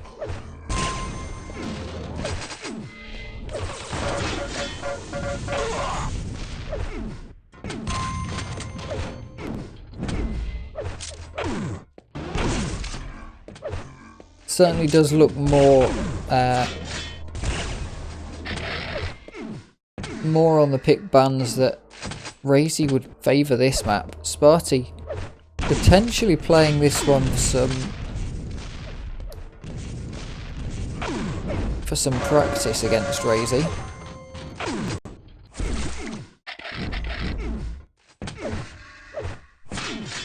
Because yeah, this does very much favour RAISY's playstyle. We'll take a look at the bans.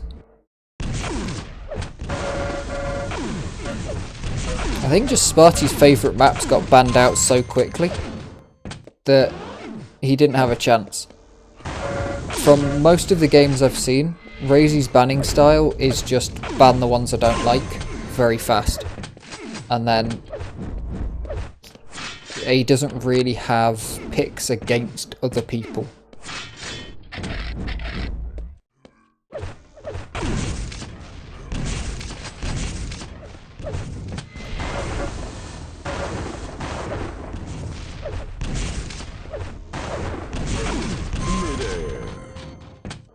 Two great rockets there to send RAISY into a commanding lead of this map as we approach 3 minutes to go.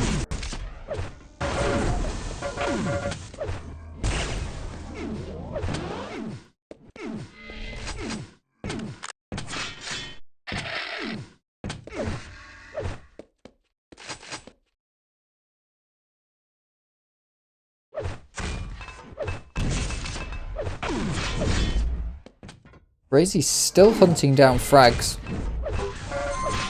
There's no need not to, of course.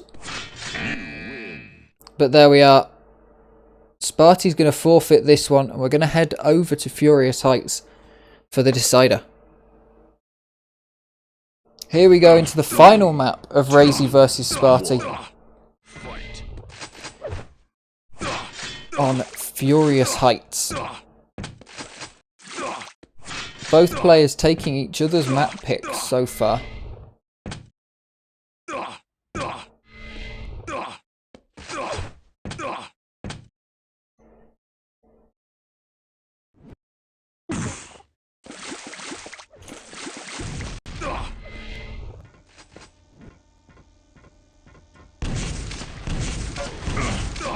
Damage raining down from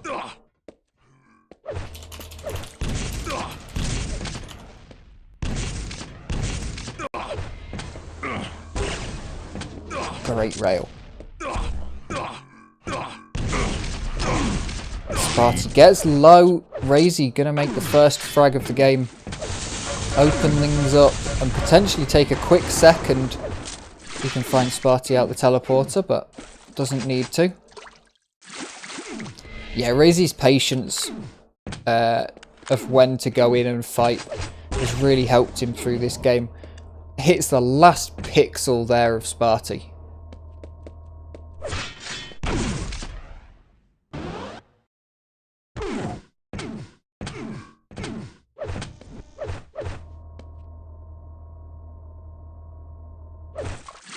Just knows he doesn't need to go in. He doesn't even want to take the red right now. Possibly to try and desync it from the mega. Which shows that he wants complete control. If he doesn't want to have the two items up at the same time.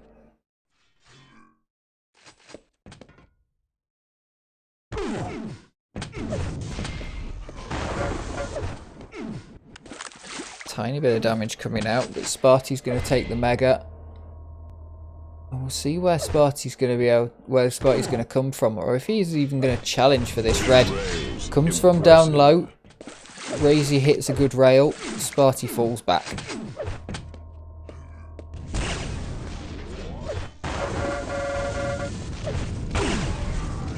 Great LG and straight into the rail. I mean, it's the same aim style. I keep saying it. RAISY's taking an early control of this map, this decider map. Sparty was playing so well in the first game, but he's just got nothing in the second. That's really going to make it tough for him to come into this third game.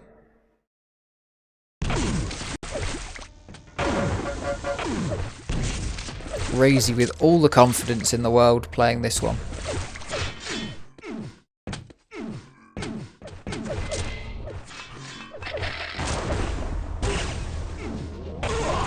Traded out rails. RAISY jumps in, taking the fight. Sparty goes super low, but RAISY doesn't have a great amount of health right now. Sparty might have a chance on the respawn, but not if RAISY's going to hit rails like that.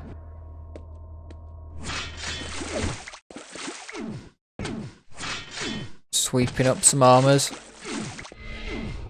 Probably going to go over to this one under the mega. Sparty's going to take it with two rails. RAISY goes very low, down to 4 health in the end of that fight. But Sparty doesn't have enough health to bring it back, and he can't quite hit the rail to match it out.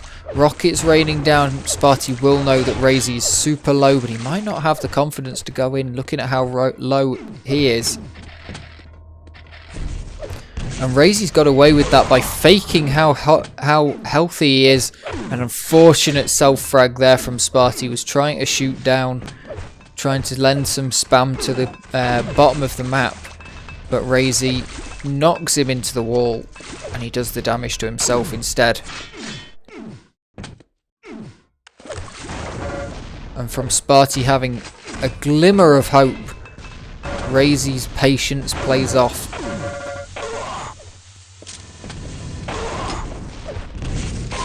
Using all the LG and a beautiful rocket prediction there.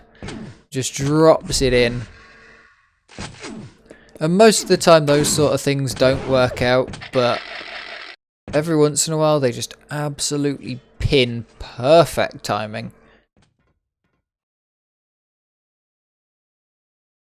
And that's what we do it for. 5-minute warning. Impressive.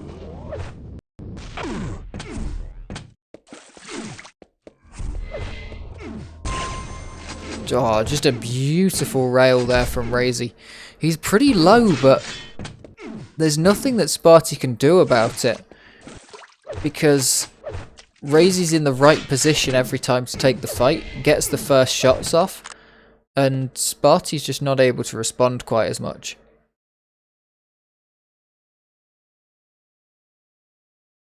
RAISY now deciding to play it very passively. Let's swap over to Sparty, see what he's up to. He's up to trying to take some red. Red comes up. And he will take it, but not completely for free. RAISY getting a good amount of damage out. Sparty now with a better stack, but last time that happened, RAISY still managed to get the kill. But having the... like, yeah, as the chat is saying, confidence helps your aim, it helps your positioning, but also being in the lead can make you way more confident because you don't need to push. So in this situation, Sparty needs to push in, needs to get a lot of frags on the board. 7 frags behind.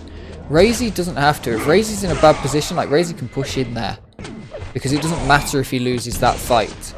But RAISY can also go, I'm not really feeling it, and then dip.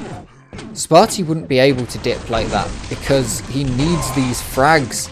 And RAISY just calmly hitting the rockets. You can see the panic with Sparty's movement and his aim. And you could just see with that rocket how calm RAISY was. It's really difficult to stay calm in these moments, but...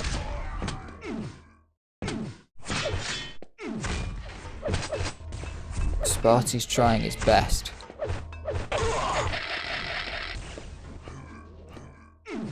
And here, Sparty's not been playing poorly.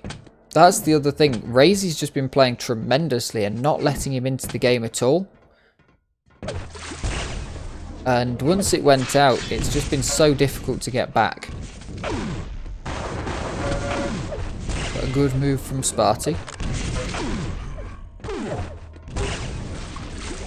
The trouble I see some people making when they look at duel is that you'll see someone like Sparty playing that, and it's like, why do you attack? Because you've just died, you've given away another frag.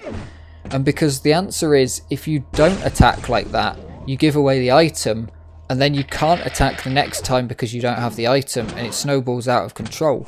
You have to push in, surprise your opponent with a push that they don't think that you're going to make.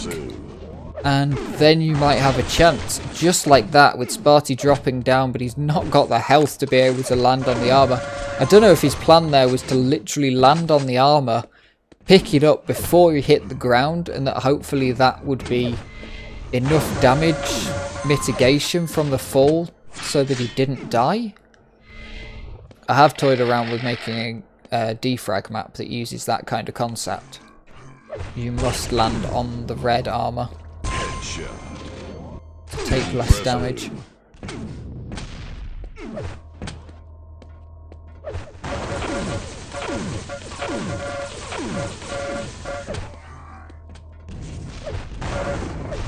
RAISY's just playing to punish Sparty. Swaps back and forth between a couple of weapons, but he only ever needs to fire the LG. 1 minute warning.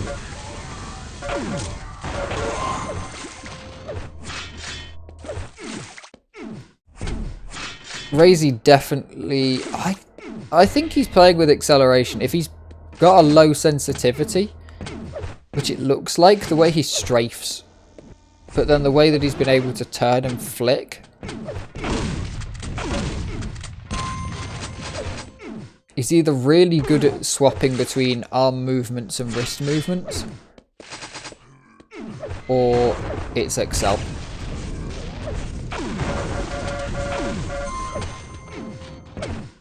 Yeah, the best way to dodge is to not dodge at all sometimes.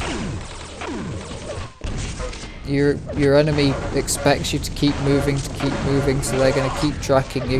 If you just stop, then they're going to move off. RAISY here backing out exactly what we said. You know, imagine that it's not 2 seconds left on the clock. But RAISY's been making those kind of plays in small ways all day, where he's got low, he's pulled back, and then he's taken a different offensive. But RAISY's going to take this one. 2 convincing maps to 1 not very convincing map. And it's 2 maps to 1 to RAISY. Let's do this then. I've pressed the wrong button. There it is. 3, 2. Ash versus RAISY. Blood run to start off with. We didn't see it much in the qualifiers, but we have seen it fairly often in the full games, and this is going to be very interesting. RAISY just finishing the last game, so we'll have quite a bit of confidence coming into this, as we were talking about in the last game, from the victory taken over Sparty.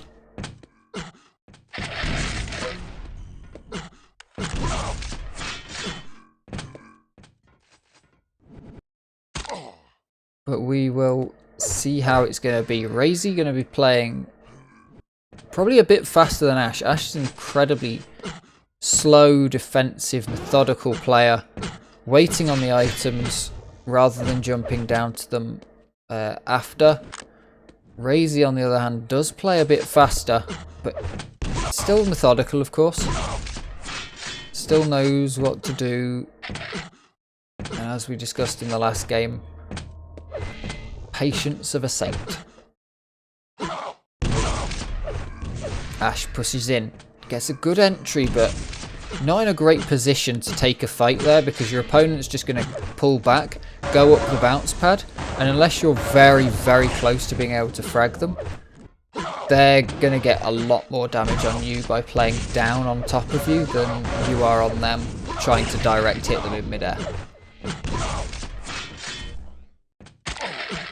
Ash, knowing that, pulls away. RAISY very low here. Only 50 health.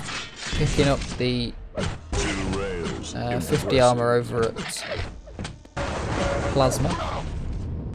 And Ash just trying to line up the shot with RAISY. RAISY manages to get away. He must only have a few health here though.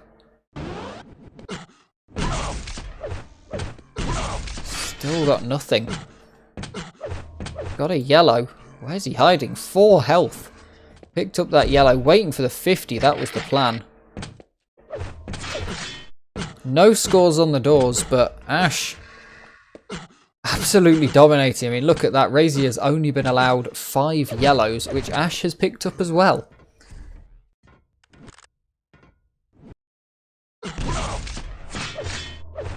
RAISY is so out of control in this position that he can't even turn up for the red to try and get a bit of punishment damage on it.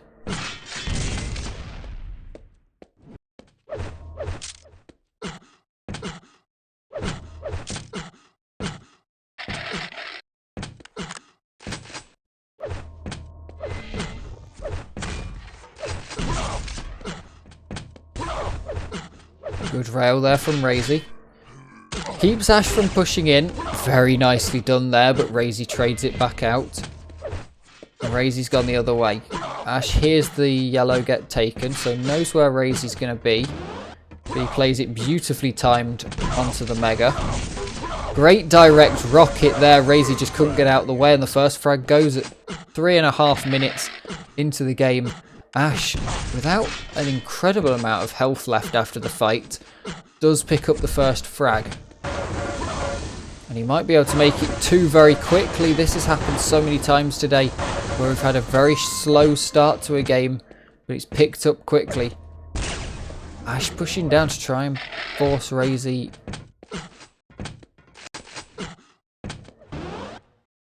He's just going to stay patiently down at the bottom.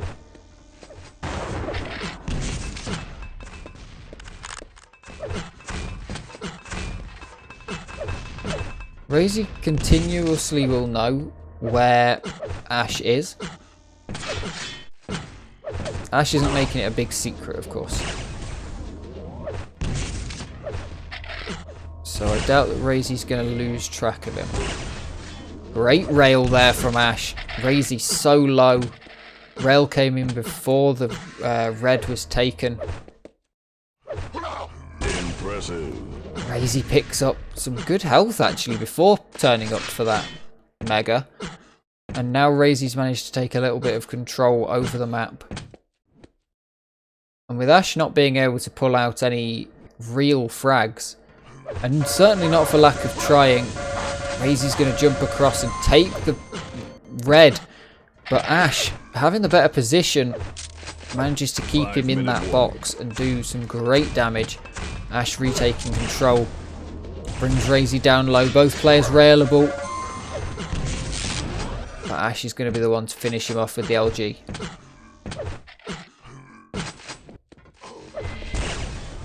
great jump there from RAISY. Dodges all the fire from Ash.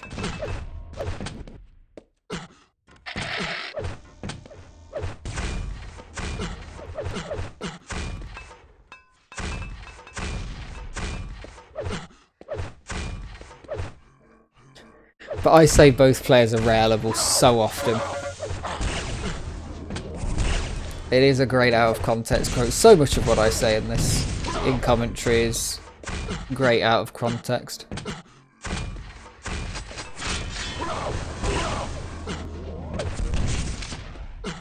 I don't know what term to ever use when someone's trying to use the gauntlet on a player. So I tend to go with fisting or like it's humiliation is what it is, but gauntleting is a terrible term. Humiliating is not the right term because it often isn't. It's often at the end of a game or a very specific choice to hold down a teleporter.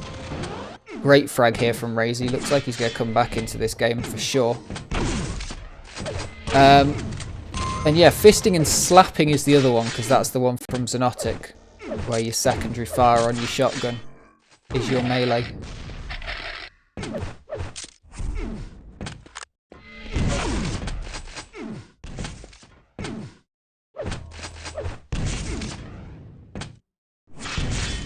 And it would be axing in Quake 1, but nobody uses the axe apparently because you get so much ammo for the default rocket, for the default shotgun.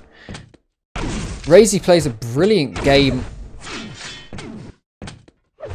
to get back into this.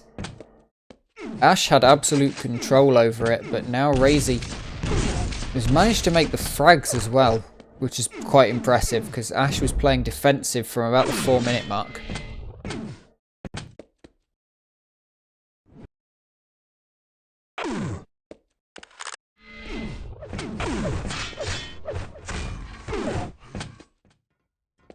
Good amount of damage there from Ash. He'll be happy with that.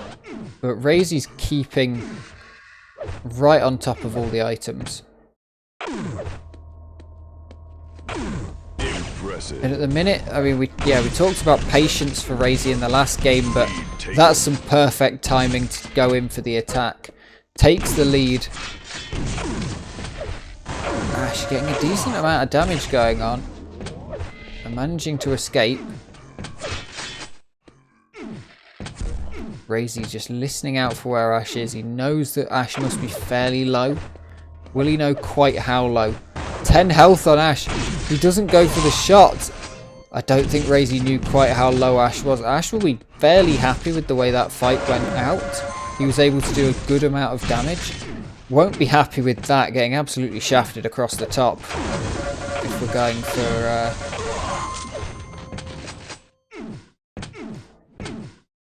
the funny names of certain weapons in the game. There's also the shaft pin where you get pinned to a wall. Good rocket for Ash.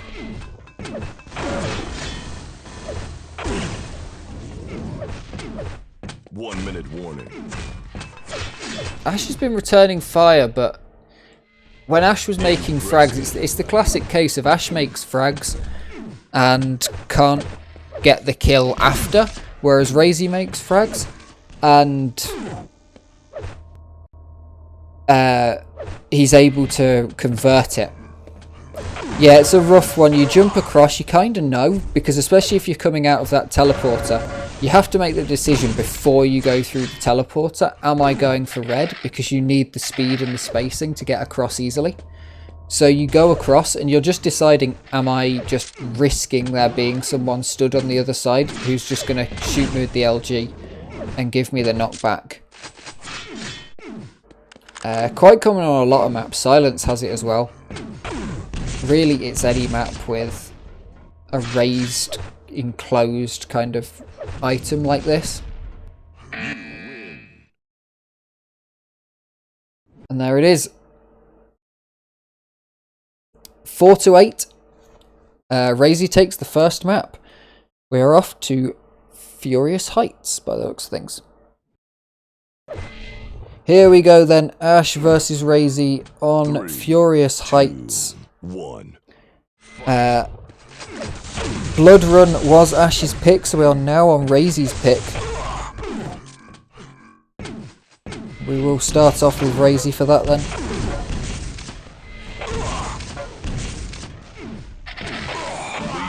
And Ash is going to take an early lead. Something we didn't see. We saw Ash playing very patiently for his first frag in the last map, but then unable to hold on to the lead and unable to grow it at the right times. We'll see if Ash is able to make a change and steal RAISY's map back.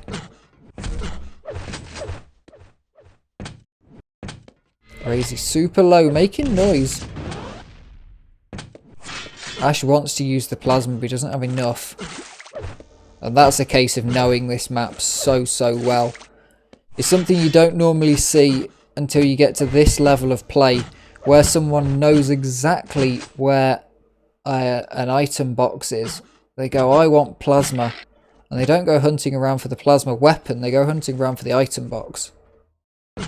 Especially on Quake Live, where the weapon gives you more in most cases than the item box. 2 rails. Impressive.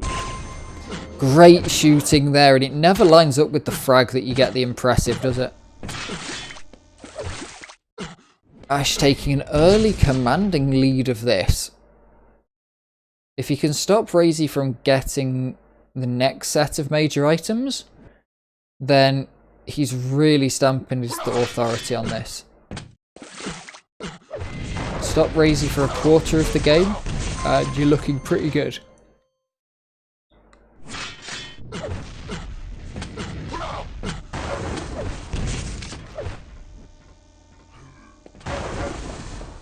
RAISY is able... Oh no, RAISY's missed the mega there. The tiny bit of LG must have bumped him just up above the mega. That's really good for Ash.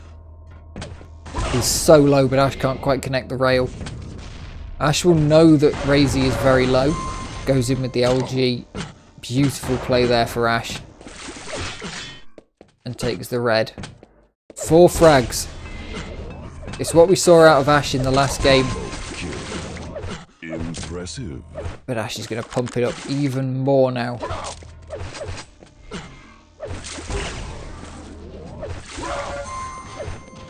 It's clear that Ash realised his mistake from the last game, although RAISY made it very difficult last game for sure. It wasn't purely mistake from Ash, but also plan from RAISY to not let Ash have anything. But Ash playing a bit more aggressively while he has the lead.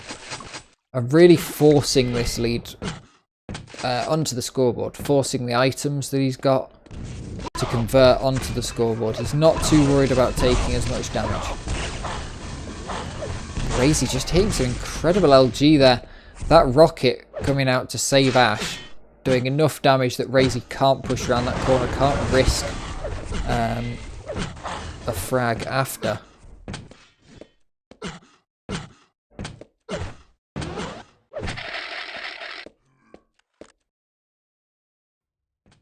Yeah, Blood Run was Ash's pick. It is interesting how often map picks get traded out.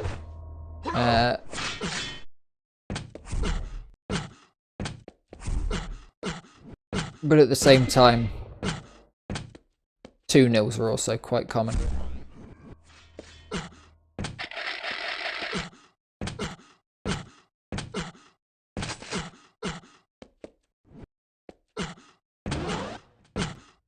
These players all know every map so well, so it can sometimes come down to slight differences. And I'd say RAISY and Ash have quite a similar map pool.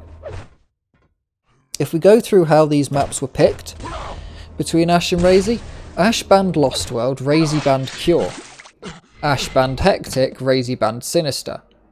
Ash banned Blood Run, RAISY banned Furious... Ash picked Blood Run, RAISY picked Furious Heights. Then Ash banned Dismemberment, RAISY banned Battle Forged, and Silence becomes the decider. So they're both leaving similar maps. towards the end. It's all the maps where the red and mega are very trapped, although Lost World different. Neither of them want a map without a rail, it seems.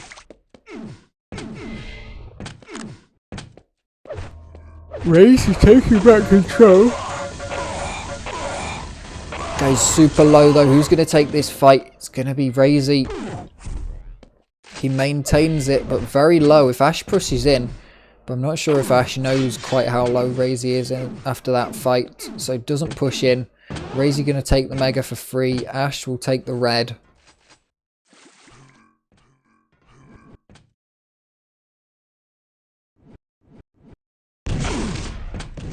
Great rocket there to enter from Ash. He can't manage to pick up anything else, and RAISY's going to hit the rails, but Ash manages to trade it back just before RAISY presses that left click button. Red's up. RAISY's going to take a rail before he picks up the red. Slightly unfortunate timing for him, but Ash will be pretty happy with it. And now Ash takes the mega and a couple of yellows and stocks himself back up. It'll be really important to Ash to take the next red, or to get a frag in this red room. You see he's there early, he's really pushing in for it, and he's on it, takes the item, takes the frag, gets both of what he'll want, and he's going to be able to get a conversion. That's what he couldn't do in the last game. He couldn't turn those frags into more frags before RAISY was able to get away, get armor, get ammo, and stack up. And Ash is going to take the second map by forfeit, 11-2 the scoreline. We head over to Silence for the decider map. Final map between Ash and RAISY then, Silence. As we were talking about at the end of the game of the last map, these two have similar map picks, and this decider is absolutely no different. RAISY starts off well and has played this map very well against Sparty about half an hour ago. So he'll be quite happy on this map. But Ash played this well last week. I believe it was versus Pavel.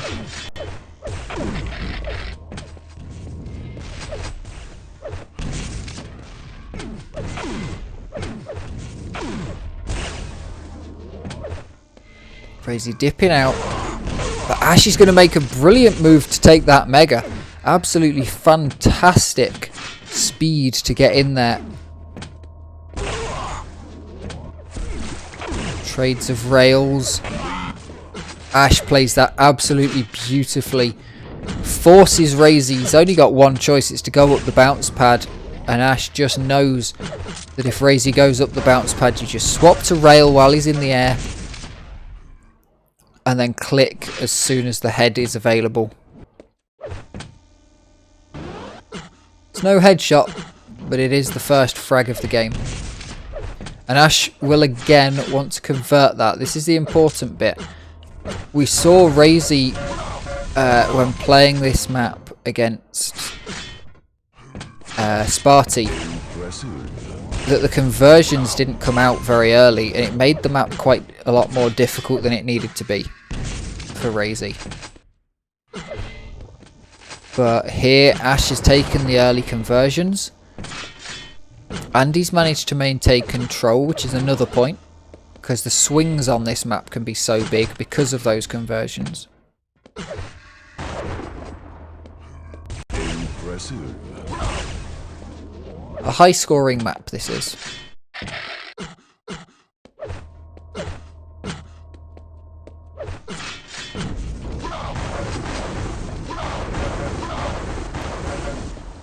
A lot of good rockets there from RAISY, but Ash was just able to hit a lot of LG as well. RAISY quite low even with taking that red.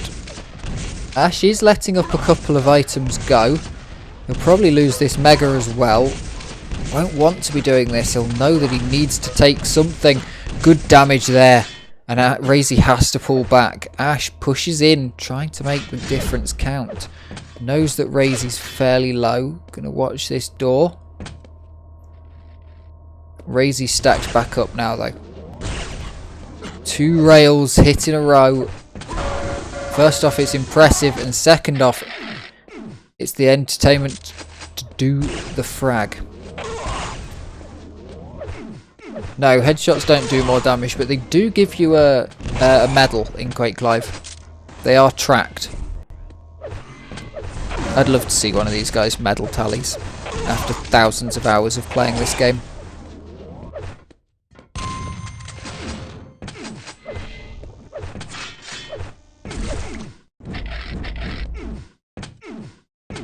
RAISY now bringing it back. He's stacked up.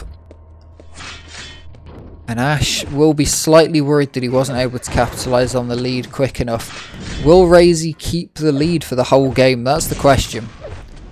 He's had a habit of it so far, but right now whoever's got the last few kills seems to be terrible at taking the mega. Ash takes it this time. RAISY's going to get the red. Ash nowhere to be found particularly for the red. Super low.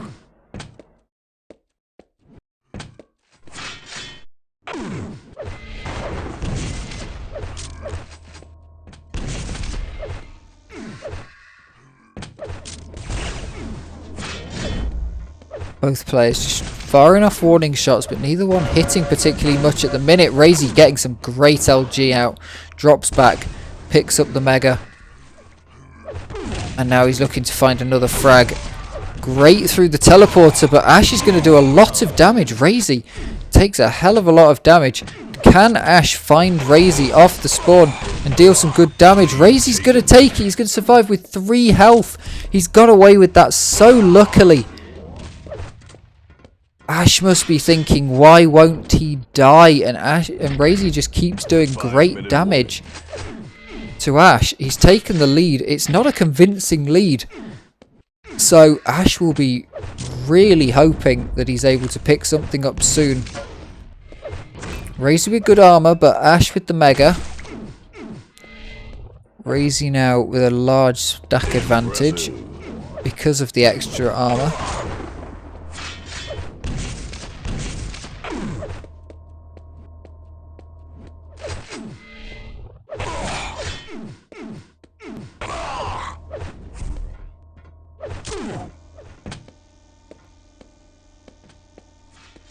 RAISY's fairly low, and Ash is picking up items well. But RAISY straight onto the mega, but Ash manages to melt that away with the LG. Absolutely brilliantly. Only a few seconds until the red comes up. Ash has to move around and take a different route to it. Can be difficult to get that red. Get the tricky jump up to it. With the shotgun, Ash isn't able to do it, and RAISY takes him out with the rail. Takes the lead back. Difficult position for Ash to be in right now. He's gone down again. And RAISY's taken control of the map. Ash will fall back. He'll know there's enough time to come back. It's only 2 frags. There's 3.5 minutes left on the clock. There's nothing to panic about yet. Although the way RAISY's been hitting his rail shots, there might be something to panic about soon. 53%. The confidence to hit the shots when it's required that RAISY's had throughout the last couple of games has just been absolutely great to see. Devastating for the opponents though.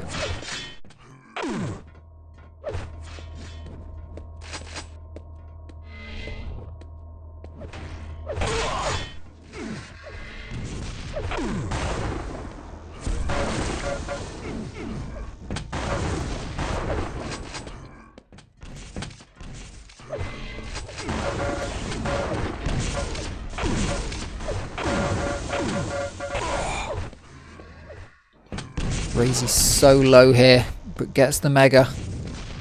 Ash won't know what sort of stack RAISY's got right now. He'll have some sort of idea. He'll have an idea now that RAISY's just come out of the Mega that it's fairly high. But he won't have that kind of understanding that RAISY will have of him. Where RAISY probably could know where Ash's health really lies. Like to the point of, I can rail this guy once. And that'll be a frag. Ash manages to sneak a mega health in there. Very interesting from where RAISY was stood. Good traded rails. And RAISY goes down. Ash, minute and a half to find the next frag. Will he be able to trade it out? Finds the first rail. He's aiming for the bottom half. He wants to know where RAISY's going to go. There's so many exits to every room in this. Not really any way to trap someone unless they go for a major item. 2 good rockets from RAISY. Ash can't land the finisher. A little bit of LG, but there it is. Ties it up. 1 minute left to go. And Ash is going to play the last 2 minutes that we've seen fantastically. Staying calm, no need to worry. But now he's got that tie up. He's falling back. He doesn't want to give this away towards the end, but he has to fight for this. Both players are so low. Ash doesn't know quite how low RAISY is. Can't land the shot. Finds that one. RAISY now super low, and with 20 seconds left on the clock, Ash has a great stack that cannot be machine gunned down very easily, and RAISY stuck on the bounce pad, takes a big rail. Ash just hiding here. He knows he's got a stack that can only be taken down by some real pushing. And there it is. Ash takes the series 2-1 in 3 really good games. Just brilliant from these two. So close everywhere. Ash getting damage dealt, accuracy and best item control. And flick of the day so far. What a shot. Let's do this then. Baksteen versus Fog. We start off on silence, picked by Baksteen. And we'll start off with Fog POV. There is going to be some whiplash between Fog's quite low FOV and Baksteen's absolutely mental FOV that we might get to see. But Fog absolutely railing down Baksteen just here. Starting off with a cool 50% to make the first frag, but Baksteen, I've got hiccups, bloody hell. Baksteen's going to get a good stack up, but absolutely nailed through that wall. And after the teleporter, Fog taking heavy lead in this start of this map. 2 good rails from Baksteen, but it's not going to be enough to stop him from being taken out by Fog's LG. And now Fog will start to actually stack up on the board, it looks like. Because those first few fights came through without too much armor and health from Fog. Just hitting more. This should be one of the close games. But how each map's going to go is always an unknown. Impressive. These guys played a fairly good warm-up on each other just a minute ago, so that'll be interesting.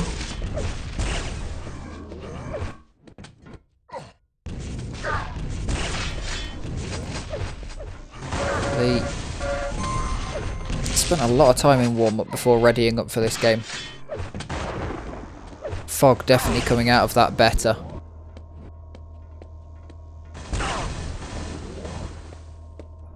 Sitting quite low though, can't really push in to try and stop baksteen, but baksteen can't get out of this corner without fragging Fog, and there we go, there's your whiplash to 150 FOV.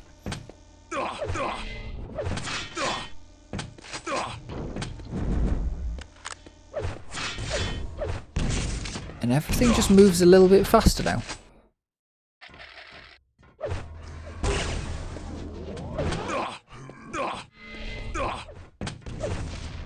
Good lord.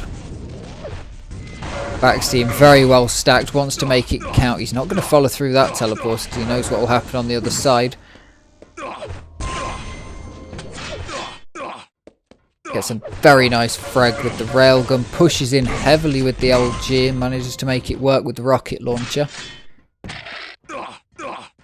He's going to pull this back double quick time.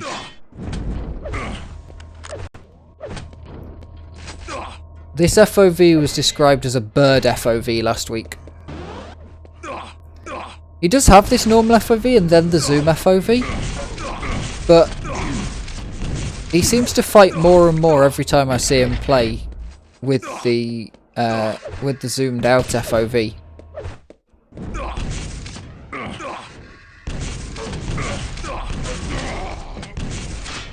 Fog makes a good frag there, gets some good entries to that fight as baksteen came around the corner.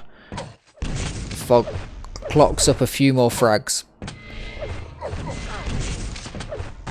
Baksteen's got the mega, but it's going to be absolutely pulled away by a good amount of LG there.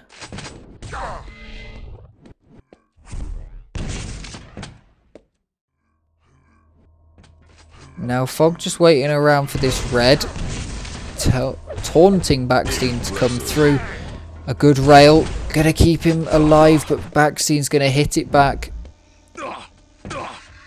And Fog goes down. The control not lost though for Fog. Baksteen very low, gets railed. And Fog's got the mega.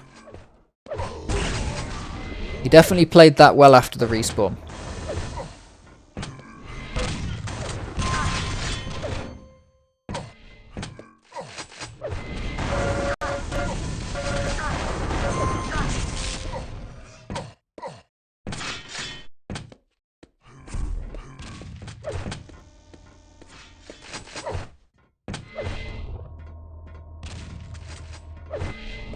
Five-minute warning.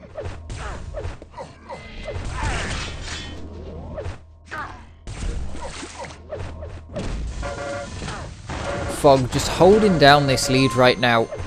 Doesn't need to make it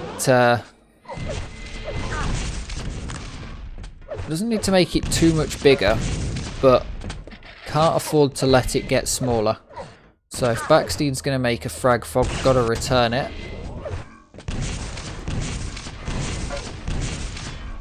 Especially because he's not hurrying down the items. Terrible yawn moment. Baksteen getting the frag there very nicely with Fog's LG hitting quite well. But yeah, Fog just, when he's controlling these items, he's not controlling them as in he'll always take them. His playstyle is much more that he'll always be there as long as he can, which does generally quite good because he's able to do at least 100 damage out of them to negate their impact. But baksteen's been able to get away with a few of them. Goes very low, Fog hitting some great shots there, but neither player wanting to push in at the end. Neither player probably realising how low the other one was. But baksteen doesn't want to lose another frag and potentially lose the match because of it, and Fog doesn't need another frag, so doesn't want to lose one potentially. So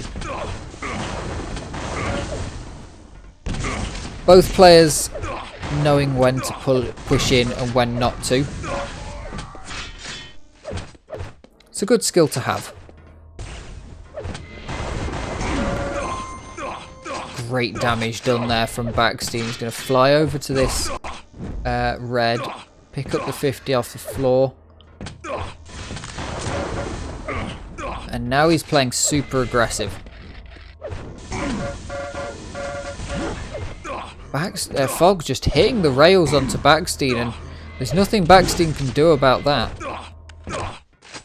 He can push as much LG as he can, but Fog's rails are coming out so consistently from all places across the map. Fog goes low, somehow survives that, and the shotgun comes out because baksteen knows if he hasn't gone down in 2 rails, then surely he's got to be low. Baksteen's had the last few megas, the last major items, and the reds.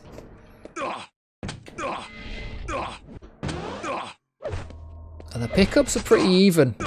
Baksteen definitely getting more megas, but across the board generally quite even. Damage dealt, another story. Fog doing far, far, far more damage.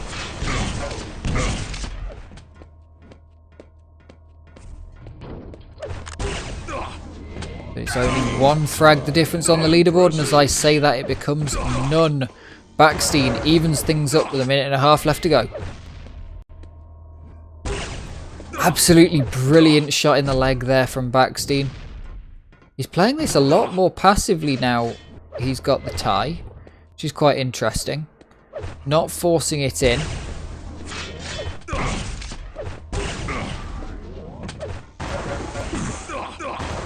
Now he's going to push in though. He knows he's got the stack to be able to take this, and Fog blows himself up with that rocket.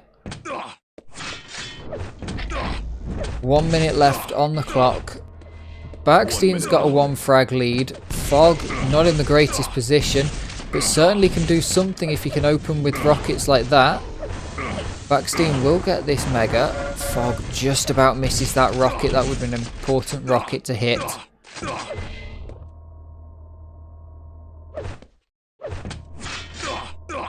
Baksteen just maintaining control.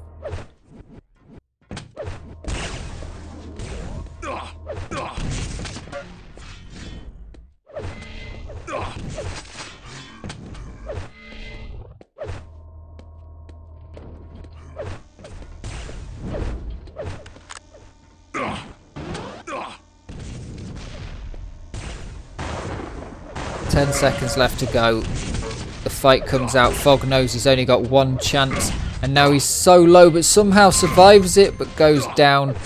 That's it. GG. Baksteen typing GG. I mean, we've seen that go poorly for certain players in the past. Please ignore that I forgot to change the map scores again. But it is 1-0 to Baksteen, winning the first map, and we go off to Fog's pick of Cure. Map number 2 between Baksteen and Fog. Baksteen took the first one in a very close game, but it was his pick. And now we will see whether Fog can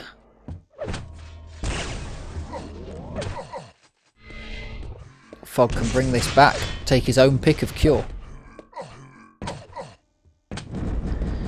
This map definitely suits Fog a bit more, that style, especially with the items, of letting the opponent have them but being there to do great damage. Could really work well on Cure with where the items are, both being fairly trapped items. Though most items are kind of trapped in Quake Live maps, especially on this map pool. But especially on Cure. You've got the low red. You've got so many places you can shoot at the mega from. And basically control the exit to the mega room. You don't know how to exit the mega room without knowing where your opponent's gone. Otherwise you're just going to bump into them.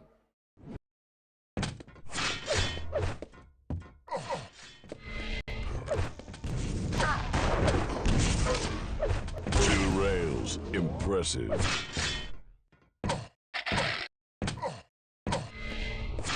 Fog is absolutely stacked up, and it's a wonder that Baksteen hasn't gone down yet.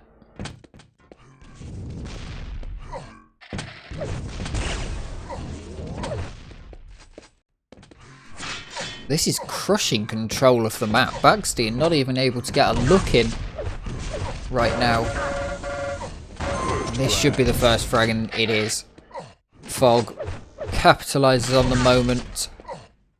Knows that baksteen doesn't really have anywhere to run around that corner. Can't get away fast enough.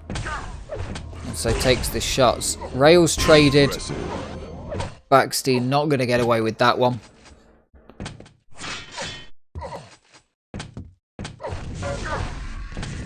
Little tickle of LG there to baksteen. Fog just not missing these rails. So that's 62%. Baksteen's got 66, it's technically higher, but 2 out of 3 doesn't really count. Wait, is that 4? Okay, yeah, Baksteen's number's going down now.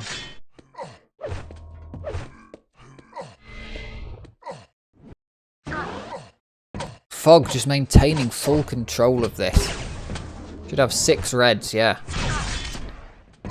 6 reds is a lot. This might be, unless we see a forfeit again, this might be like the first game we saw with Agent, where on this same map, where Agent had such control over the red.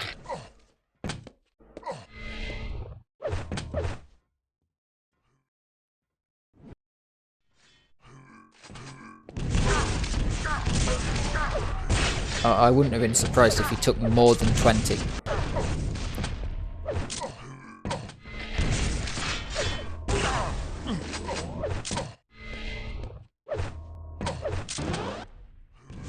Baksteen's so low though. He's managed to get away not dying for a lot of these fights where he really should have gone down. But Fog not feeling the need to push in, and Baksteen's going to finally make the frag. Stacks up a little bit, and he's going to try push in for this next red. Fog's going to get it, but not with much health. Good rail there. Both players super low. Not just rail that they can take. It's anything. Baksteen.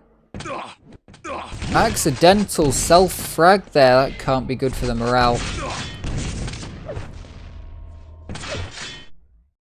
Gonna want to get back into this quite quickly. Otherwise Fog might be starting to run away. Good steal on the red, but Fog's pushing in with some great LG. Baksteen so low, 1 health left. He wants that 50 to come up, but it's not there. Where's Fog? Doesn't want to get hit. Doesn't care right now when he gets hit by 1 health. Incredible ballsiness there to go in and say, yeah, you can hit me with anything and I will die, but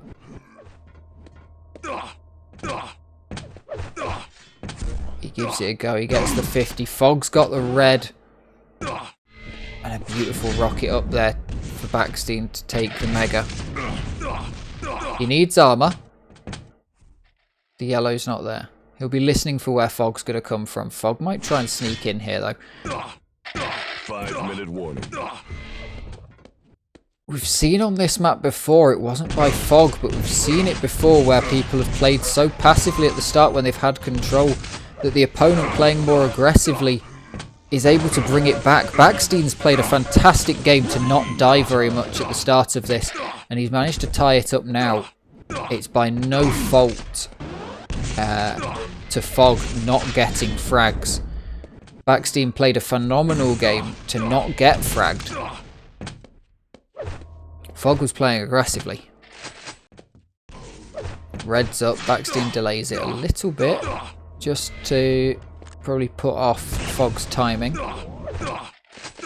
Not sure whether Fog will have heard the time when it went off. Baksteen's a little more chilled out now about taking frags. Now he's back tied up.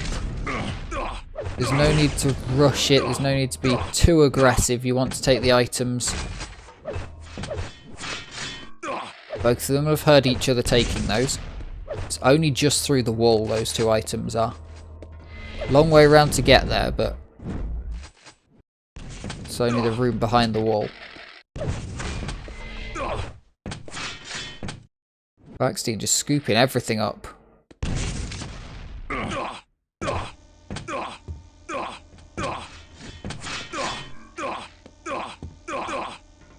Again, they swap out. Fog coming out worse from this.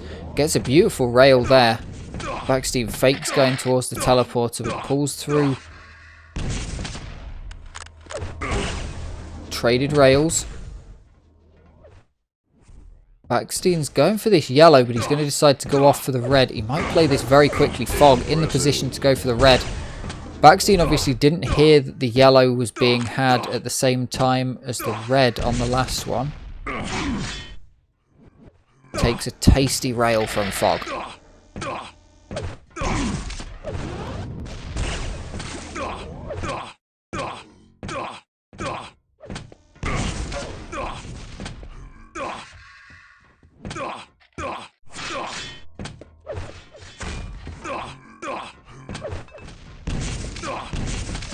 Now both players might be wanting to push in and take the advantage here within the next minute or so. Baksteen, I think, will do it if he wins either of the major items. Fog, I can only imagine doing it with this mega. So now I think both players might push in, but Baksteen's going to lose that fight. Going to have to back out and restack. And Fog is in control of this game, but Baksteen has somewhat feels like he's got the upper hand, and that Fog is actually the one that has to be aggressive. That Baksteen doesn't have to be as aggressive, despite the fact that Fog... Well, I suppose it's because Fog has the advantage so heavily. Great rail there from Fog, but Baksteen's going to trade it back out. Some good rocket damage coming down. Baksteen's so low. If Fog's got an LG, he's done for. Baksteen on 1 health, and Fog's going to take the frag.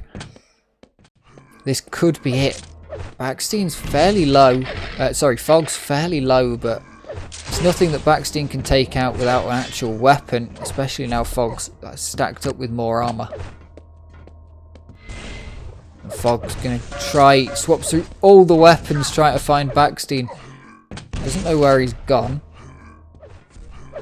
Fog playing this now with no need to push in. If Baksteen's going to take a fight, Fog can probably take him. 1 minute left. Baksteen's got to do something.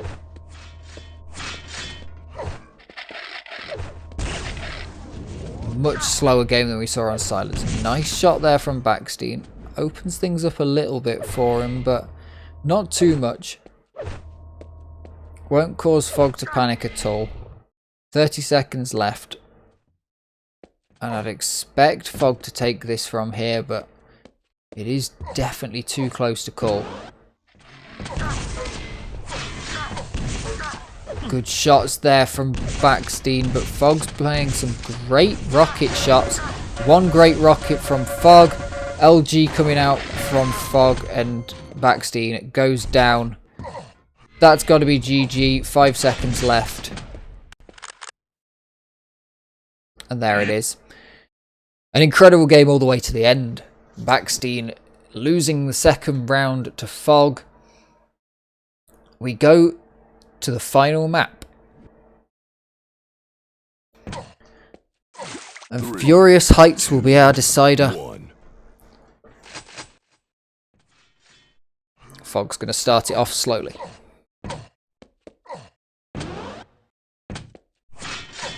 Mega in yellow, it's not bad. Nice rail there from Baksteen. Takes away that yellow. Second one takes away quite a chunk of the mega.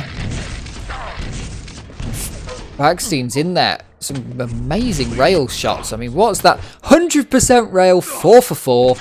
And he gets the first frag. That's got to go in your frag movie. Oh, I wish I'd been on the other side of the camera there. But I wanted to see how Fog would start this map off. He's been so calm and collected and plays so passively and slow at the start of maps. It's very interesting to see how he's going to start off this map. Unfortunately, it didn't go too well for him. And Baksteen's going to place 3 beautiful rockets straight into Fog. Fog won't be too disturbed by it. He won't worry. Won't worry about what's happening. He knows that the game is long. The first minute does not dictate the game. Baksteen, on the other hand, will be quite happy about taking this early lead. And that he's able to keep it. Because that's the key thing. We've seen a couple of times people take an early lead in the frags. And then just completely lose the item timings for the second minute. Yeah, we are on the bird FOV with baksteen.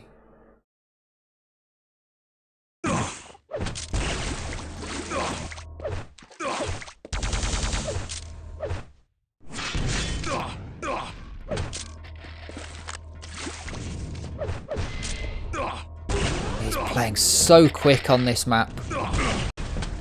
To be a map you'd normally say would benefit Fog's slower controlling playstyle, but when baksteen's able to play a fast and controlling playstyle and doing some absolute defrag moves, skimming off the wall there,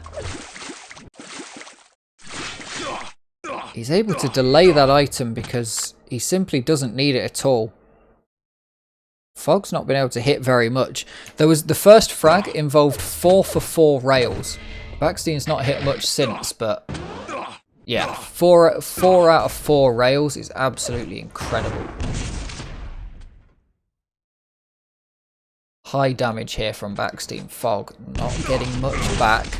It slowed down a bit after the first minute, but baksteen just keeping an iron grip on this map. He isn't going to let Fog get away with anything. He's even chasing him. Fog's going to do some damage, but baksteen just decides that actually one rail there is more important than whatever Fog would be doing in return. Which I think it absolutely was the correct choice. But Fog's going to get away pretty free with this red. baksteen not able to hit the rails now. 4 for 4 and that was it. Curse of the commentator strikes again, obviously. But baksteen, he sees everything. He sees Fog flying over the top and takes a shot. Would have hit if that wall wasn't in the way.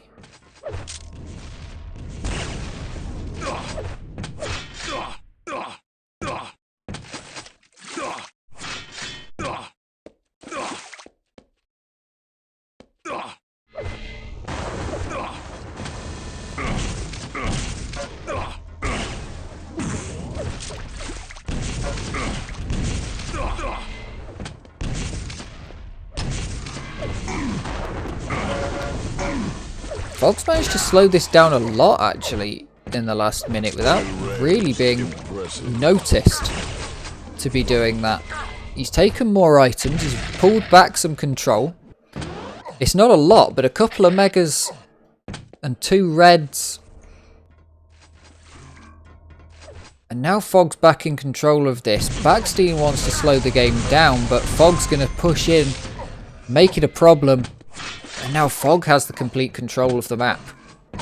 We'll see if he can let it be a crushing pressure. But we are seeing just how the last game went, where neither player was able to get a proper lead because while they were in the lead, the other player wouldn't let them take too many frags. Some frags were unavoidable, but yeah, the control just not flicking between the two. baksteen can't manage to take the shots. Blows himself up on a pillar.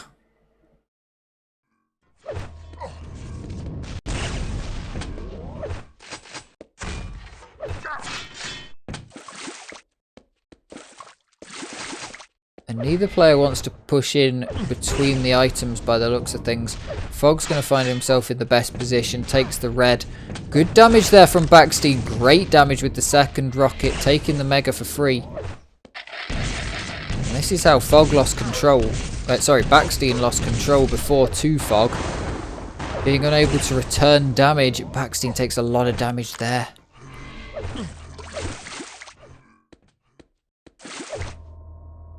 Fog's going to pick up the red. Deny the yellow.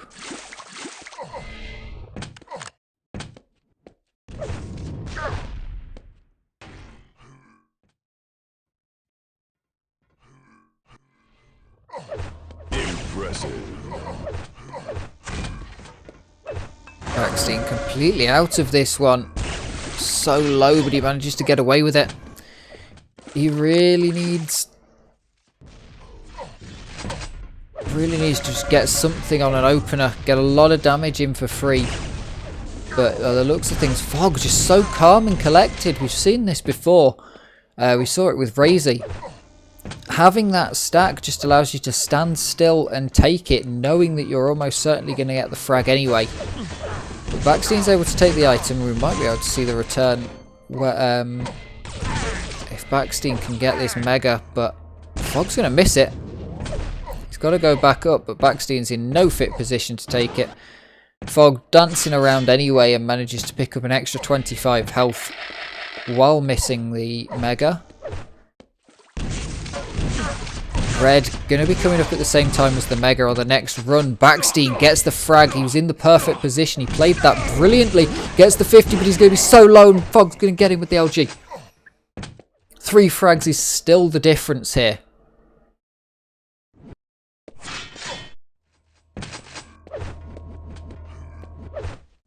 Fog goes passive again. 2.5 minutes. It's not enough.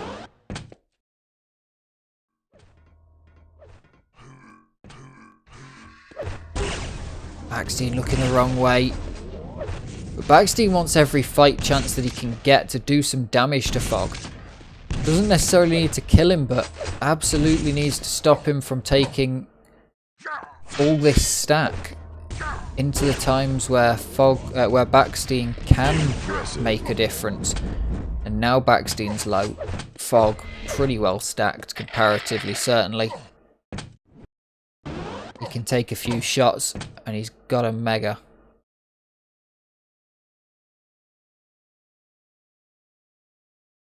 Fog just really hiding out in this corner.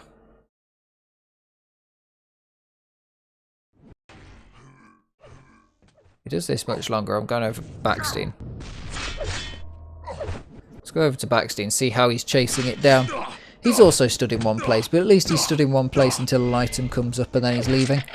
Mega comes up in 5 seconds. Baksteen probably doesn't know that it's been slightly delayed, but he's going to get it for free. Fog is not interested in fighting for these items. He's got full stack right now. So there's no need to fight for the items, because if he can just delay the amount of damage that's going to be dealt, fighting for an item, all that's likely to do is give Baksteen some damage chances. But Fog just really not letting Baksteen have anything, and because Baksteen has to be the one to push in, it doesn't go. Baksteen forfeits the game 3-7. Fog takes it. Such a close game in the end, but Fog absolutely brutal with the damage towards the end. Fantastic game. And Fog will take that lead into the next game versus Sparty. Sparty versus Fog. 3, 2, 1. Fight. Let's get at it.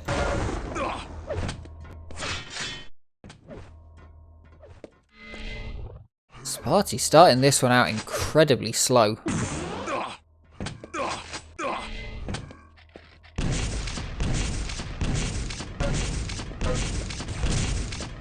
Good damage with the rocket spam and forces Fog away, giving Sparty a good stack lead.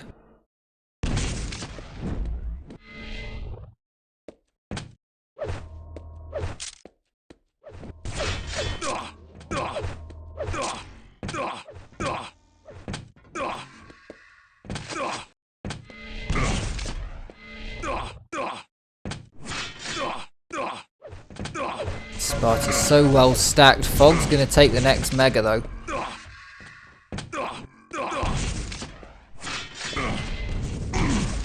Great rocket there from Fog. Brings Sparty down fairly low, but a look at that shot.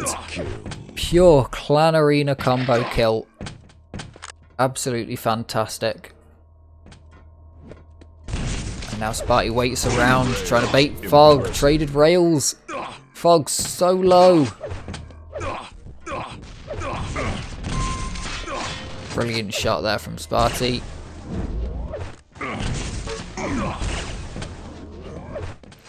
Good shot, but a bit late. And Fog takes the mega.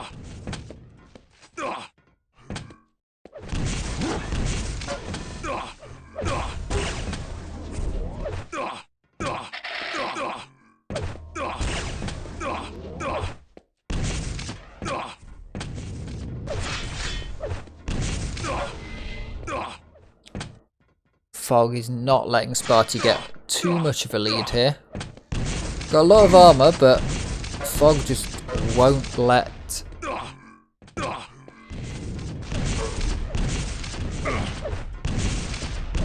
Fog just won't let him have anything. Yeah, Sparty absolutely showing why the aim... why the aim matters. But Fog's been playing brilliantly to stop Sparty from taking it, just as we say that. Curse of the commentator of course returns. But Sparty able to dodge quite a lot in the second half of that. Once he realises he's about to go down, he was able to get away, but he's got to be careful because 17 health isn't enough to really survive anything. With that extra 25 bubble, he'll be pretty happy with that one.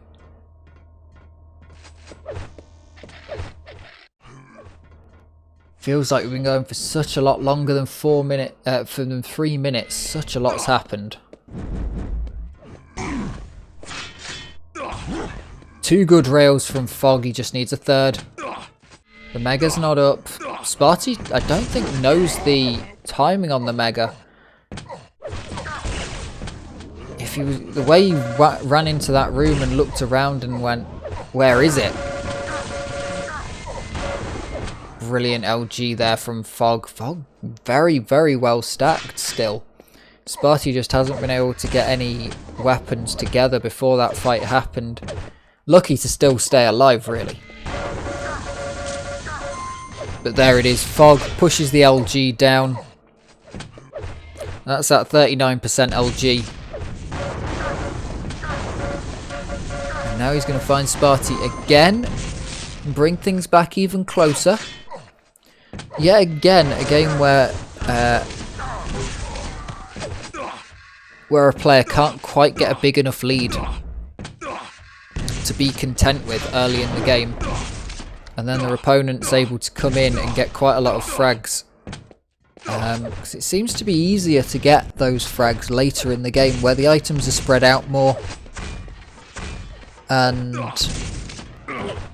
damage has been dealt, and those the respawns don't always contain the same sort of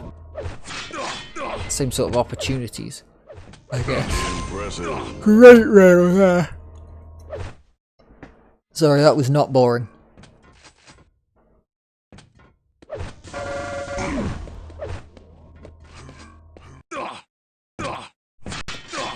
Been a long day. Great racing in the Tour de France too, to go back to that for anyone who's watching the video. I've been talking about it in between.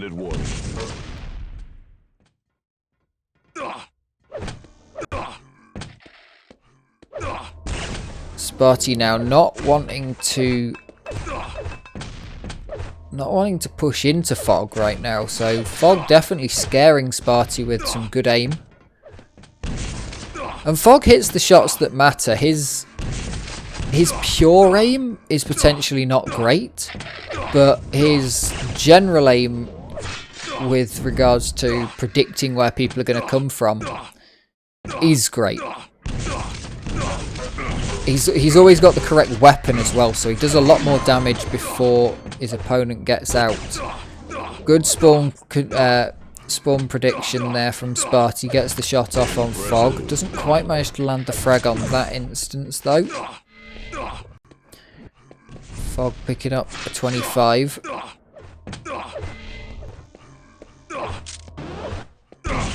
And Sparty's very well stacked and looking to make it count right now. At the very least, he's going to use his stack to bully Fog off of these items. Doesn't want Fog even getting so much as a yellow, but a direct hit's going to force Sparty back a little bit. I'm going to make him want that yellow to keep in control, to really keep on top of the stack. It's so interesting how in certain situations Sparty is perfectly happy to go into a fight freshly spawned with a rocket launcher, and right now he doesn't even want to go into this fight particularly fully stacked up. It's going to be a mutual frag, and Fog will be very happy to take that mutual frag, especially at this time in the match. Oh, what a shot from Sparty. That mattered so much. Fog getting that yellow and being able to put himself somewhat back into the game with 3 minutes left to go could make a huge difference in the end. But Sparty's playing absolutely incredibly.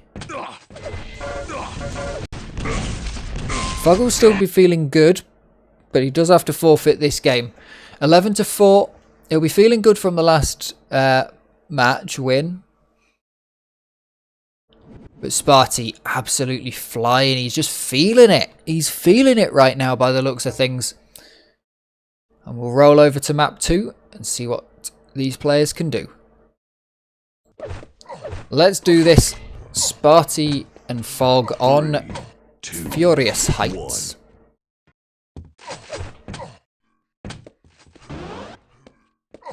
Sparty's taken the first map.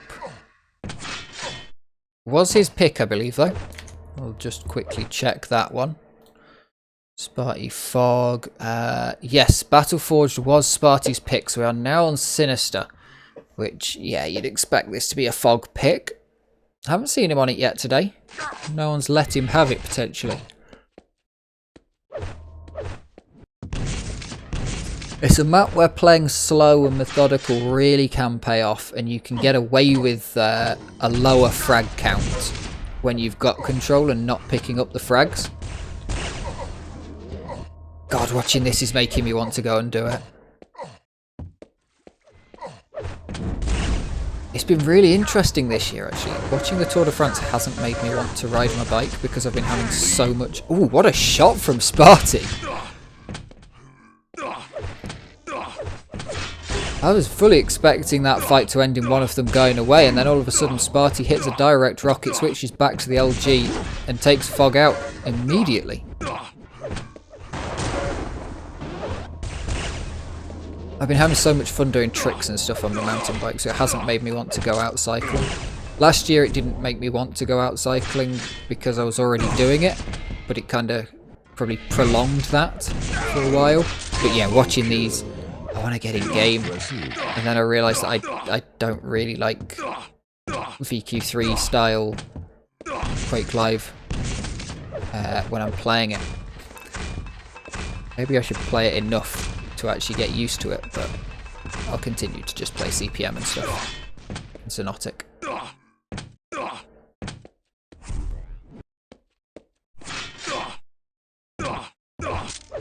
But back to the proper game.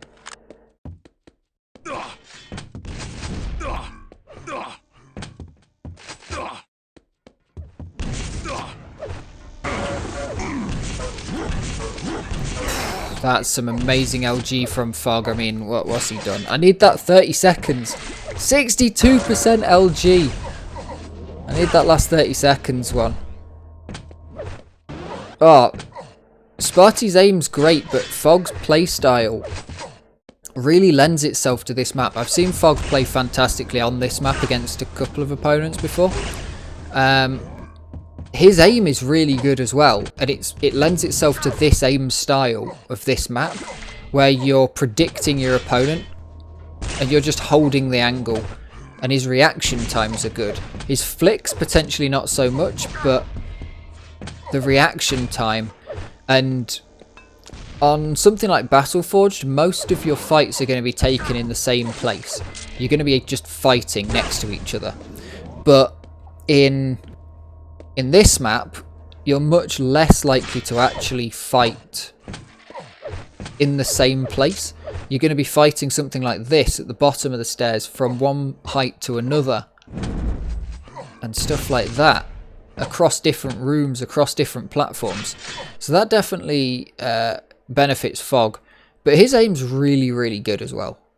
Just anyway. That and the whole being not aggressive kind of works thing, as we're seeing Sparty pull off here. But great aim there from Fog, and he's able to hit the shot.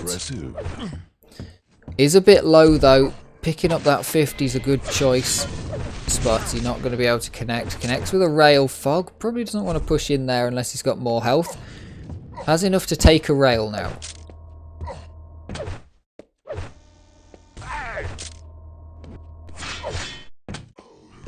5 health left for Fog. But he knows the map well, so he's going to go around picking up 25 bubbles. It's been a big change between the qualifiers and the finals games, because these finalists know the maps well enough that they're able to like go, okay, I need 25 health and pop around, whereas quite often it seemed more scrambled. Often players would know 1 or 2 in a room, but they wouldn't know a line, whereas it seems with these guys they know a line to pick up from, you know, pick up 100 health in 25s. It's you go here, here and here, and they know it from every room in the map. I'd say I definitely fall on like my best maps. I know a couple of places where health is, and I definitely don't know the line between them. And I definitely don't know a safe way to get to them. As proven probably by the number of times I've died falling off for a 25 health.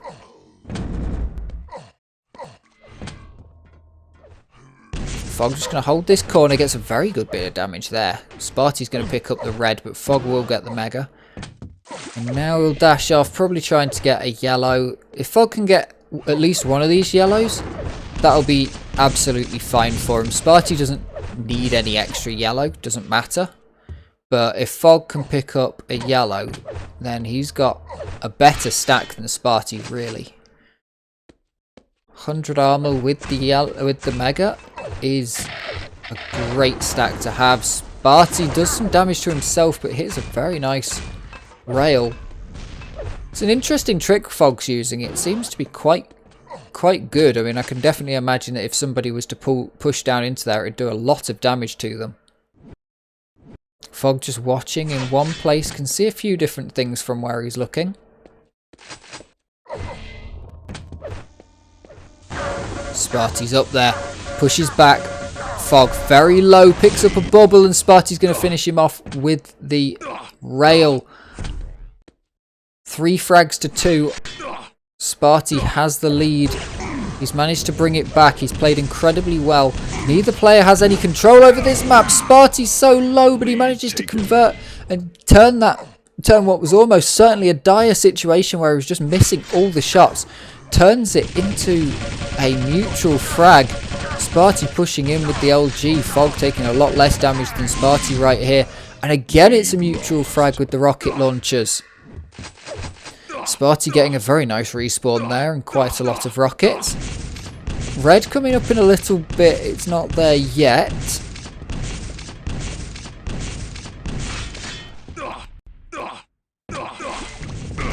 And Sparty's able to get down and fight for this mega. That's an incredibly important thing. And for the first time in a while, I think we've seen a player take both major items. Sparty even having to go for 5 rockets from a rocket box. Rarity in this game. Red's there. Fog manages to do the nice shot onto the back wall. A wall that both protects you from one side and can allow splash damage from the other. Some great shooting, 61% rail from Sparty, but Fog's going to return the rail in that fight. Gets the mega health. And I expect Fog through this teleporter in 2 seconds. There he is. Sparty gets the red. He's playing quite defensively. He's making Fog come to him. I think Sparty's plan right now is just that Sparty wins if Fog doesn't attack more aggressively, and if Fog does attack very aggressively, Sparty will probably just be able to play good defensive rocket shots. That seems to be the plan. Put himself in a bit of a dodgy position there, not knowing where Fog was going to come from, but does get the mega and get out of there safely. Where's Fog gone? Fog's coming in. There's still a little over a minute left to go. It's not a small amount of time to get things done on this map. Fog could definitely do it. He doesn't want to die. That's the key thing. 1 minute warning. And Sparty potentially happier to not get that frag there, because Fog now can't do a lot. He's not going to be able to contend to fight for this mega. And there's the frag with 45 seconds to go. As I said, can't really contend for the mega. Had to try it. Had to try it, of course. But Sparty faking lower health, which is something that we don't see quite as often, is someone faking lower health than they have. Most of the time it's faking higher health than you have by just being boisterous and confident and saying, yeah, I'm fine, and you're like sat there on 3 health. Which is usually quite a good play because you're probably going to die on exit anyway. Absolutely beautiful there. Fog calls it. GG's. Sparty takes this one 2 maps to nothing. In 2 fantastically close and well played maps as well. And we'll roll over to another game after, well, immediately, of course. Firebot versus Swex. I'm not even going to try and pronounce whatever the hell this guy's Steam name is. But we'll start off with Swex.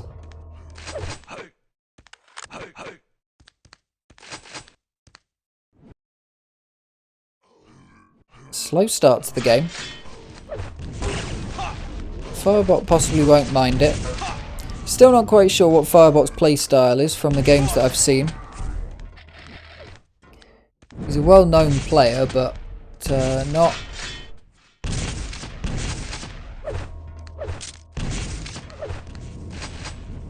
one with a set playstyle, and not one that's played at this kind of level in a while, apparently. But I've seen him play slow and lose because he was too slow. I've seen him play fast. I've seen him play slow and win.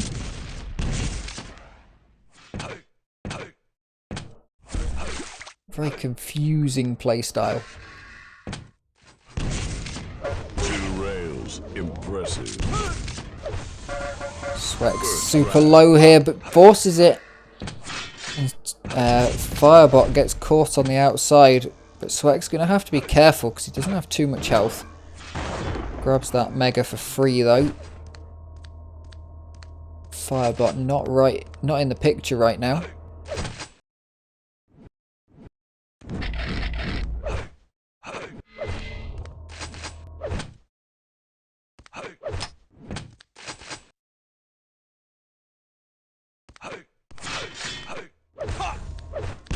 Great shot there from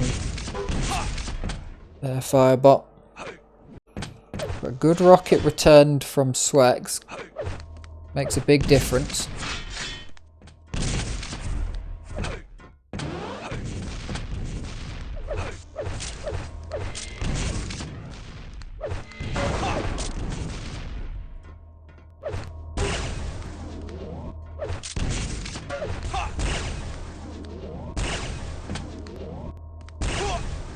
Great shot there from Firebot, evening things up somewhat.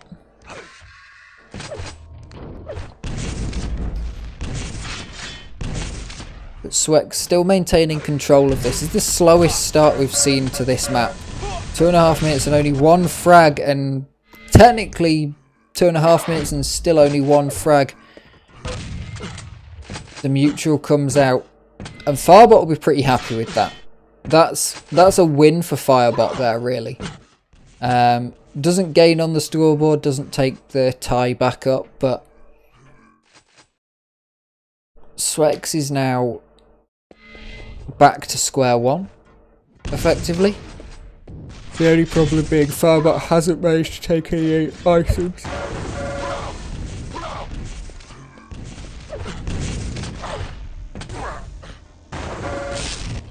And Swex is just going to hit those rails absolutely beautifully. Take this mega.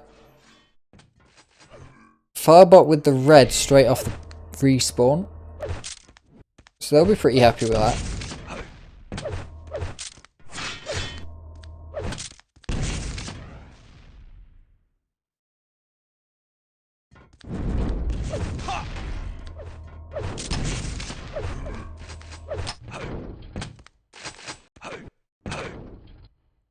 Oh, misjump there from swex. Interesting. I mean, that's got to be on purpose to go up the bounce pad rather than just jumping straight on. And not a second miss move, surely. Firebot baiting out Swex's move. Gets out of there, but doesn't have a lot to take this fight. Swex definitely doesn't want to go through the teleporter.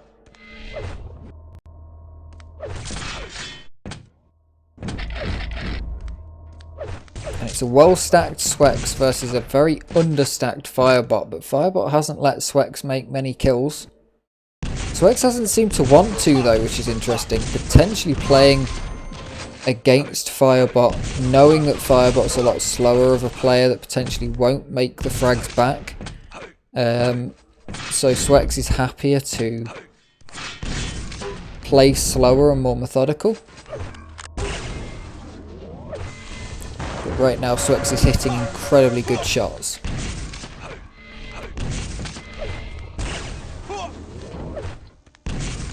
Goes low. Firebot has a chance to come in here.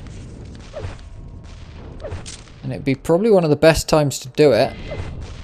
If Firebot can make this frag happen right now. Beautiful use of the teleporter there from Swex to get out of the way. Firebot not going to take advantage of the open mega. And Swex is going to pick it up.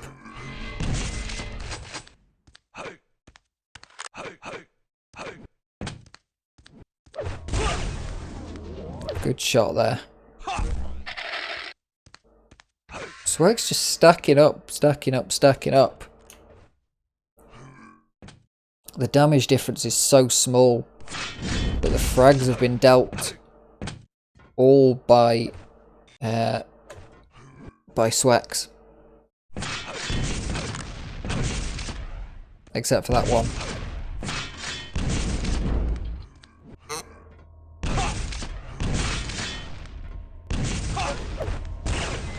Little bits of chip damage. Firebot has all the items on the map right now, but just doesn't seem to be able to put anything together to get a frag on Swex, which we've seen be a problem before for Firebot, not having the aggression to make the frags count, make the lead count. Swex has been so low 3 or 4 times this game.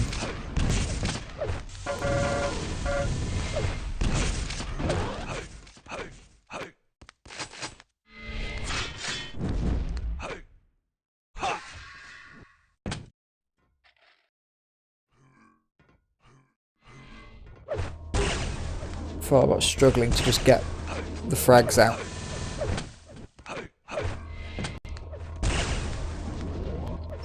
Swex has a more important reason to win this one than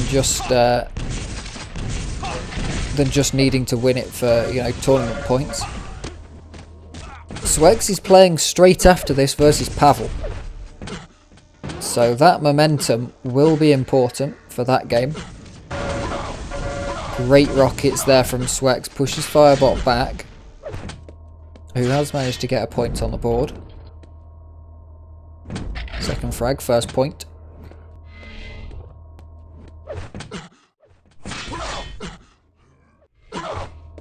And now we watch Firebot, who has 3 FOVs. A zoom, a normal, and a wide. There you go. These ones I believe are on weapon switch binds.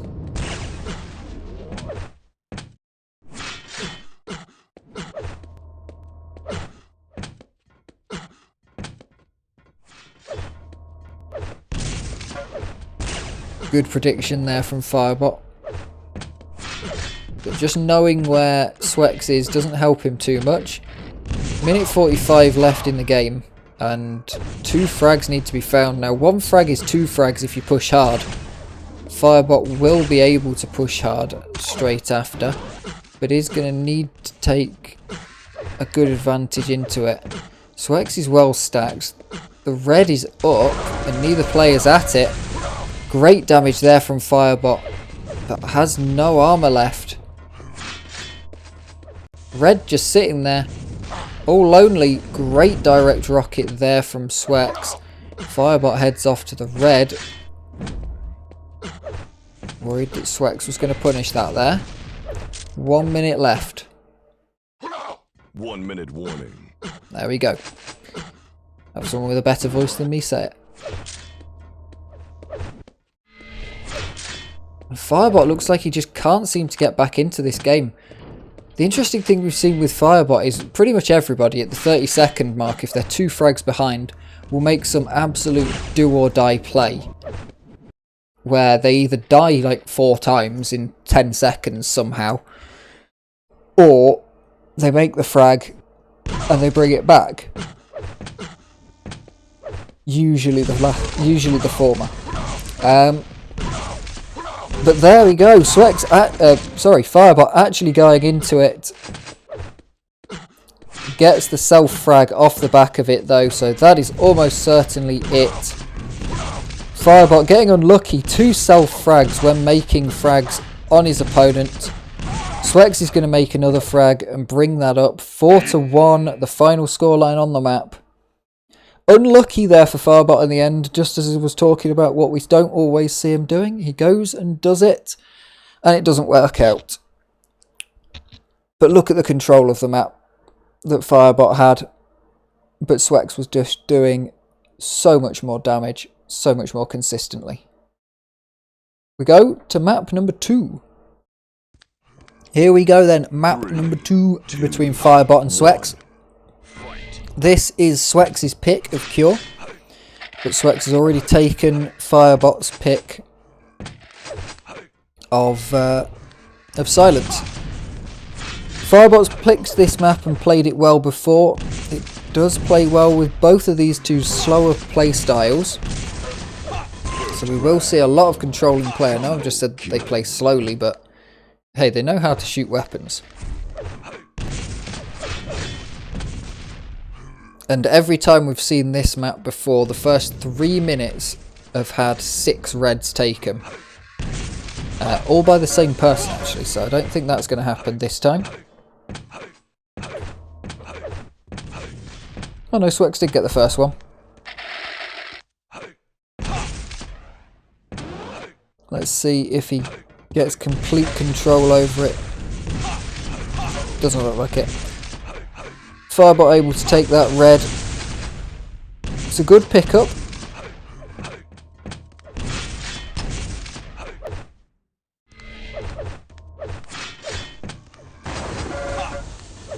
Good rail there from Firebot.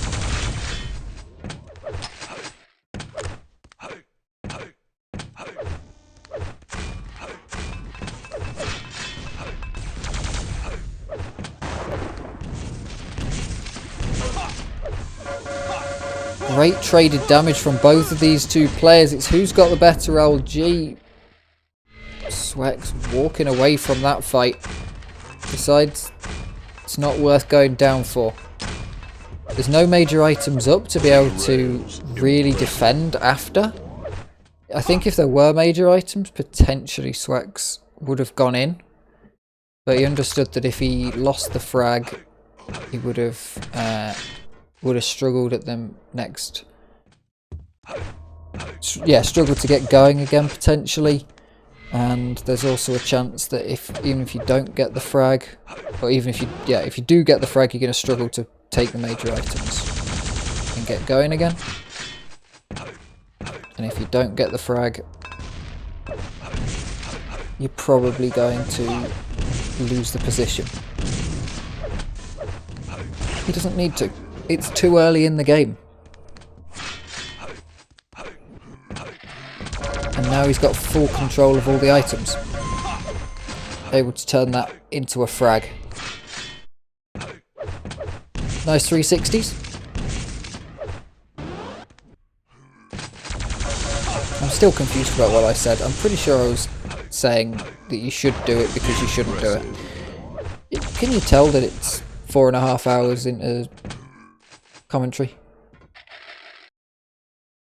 Swex really delaying this all the way. Does not want Firebot to hear him at all. And it pays off because he's able to get 2 rails there.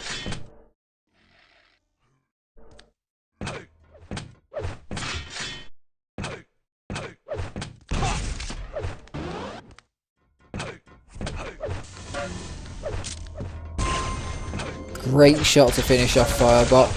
Unlucky spawn there from Firebot as well. Swex playing it really well to get the plasma straight across.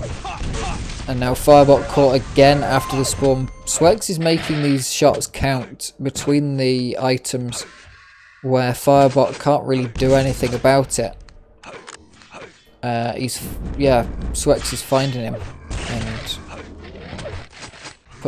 putting scores on the boards. 4 minutes in, Swex 6 frags in the lead, picks up another one. And looks to take a commanding lead of this map. And to take the series, of course. Good rail. Gonna push Firebot back. No way Firebot's gonna try and attack this next red. Swex doesn't want the red and mega to be coming up at the same time on the next item cycle, so that was the delay there.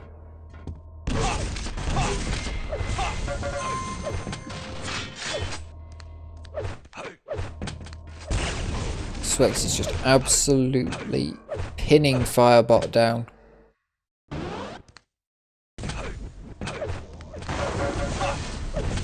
Had a damage dealt. 5-minute warning. It's not gonna phase Swex right now. Firebot needs to hit some long distance rails that get unreturned, but that's going to be very difficult the way Swex is playing. Just playing so controlled. Knows exactly where they need to be.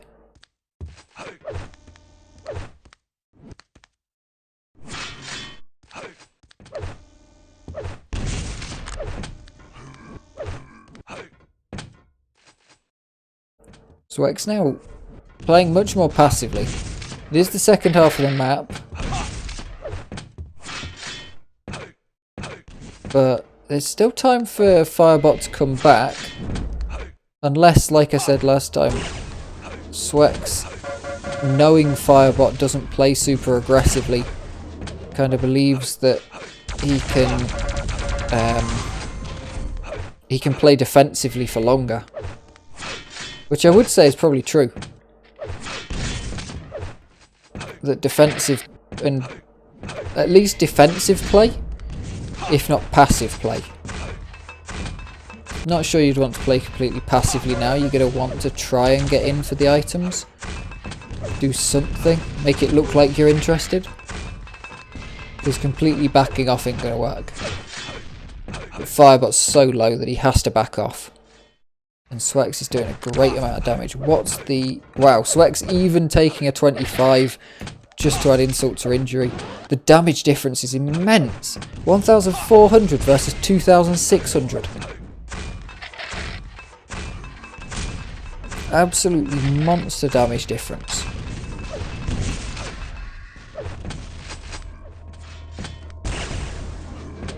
Firebot's going to take that red though. With 3 minutes left and 9 frags to take, it's going to be so difficult for Firebot to do. Even with the most aggressive playstyle in the world.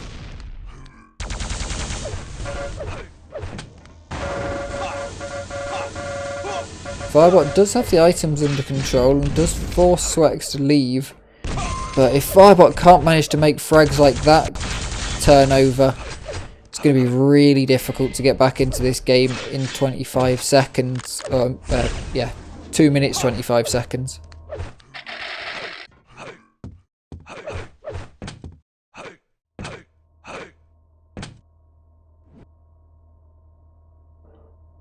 Swex has played this game beautifully all the way through.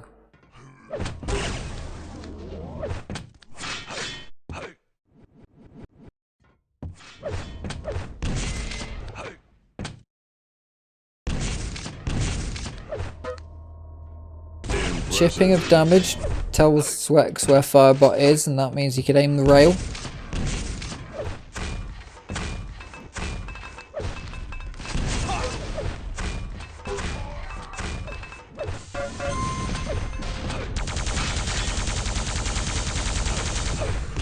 Unlucky spawn there from Firebot, but doesn't get taken down this time. Doesn't even take any damage. Swex really trying to chase, interestingly, there.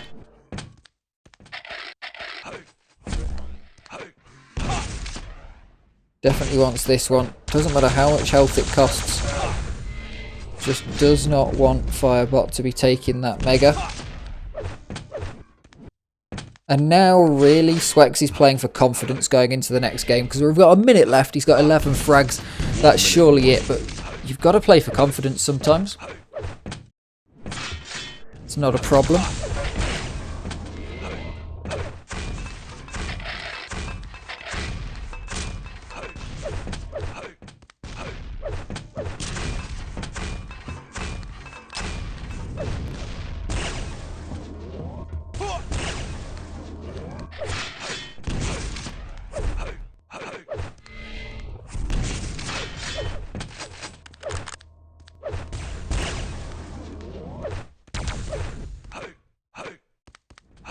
Now I think Firebot knows it's over. We'll probably push in quite aggressively, but Firebot's just not been able to get a door in. 0 frags. 1,300 damage less. It just has not gone well today for Firebot in these last 2 games. Nearly did it on the last map.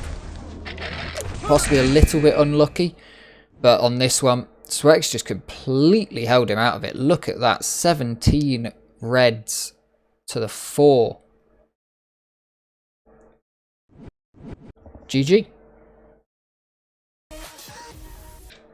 Here we go for the final game of the day. Swex versus Pavel. We are on Battleforged. Has been picked by Pavel. And I've got wrong numbers. Hold on. There we go. Swex just coming off of that game that you'll have just seen. A win versus Firebot, so confidence will be high for Swex. I imagine that's why Swex was eager to get this game underway. This game got underway very quickly after the last one.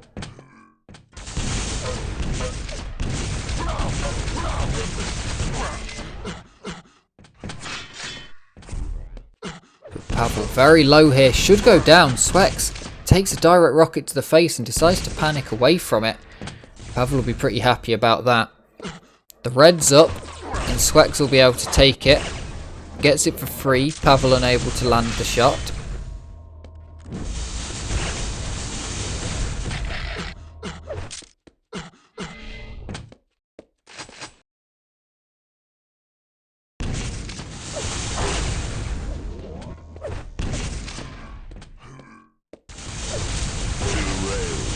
Great shooting there from Pavel. Swex on the last game, much slower player. But potentially it's just Pavel being the slowest Quake Live player.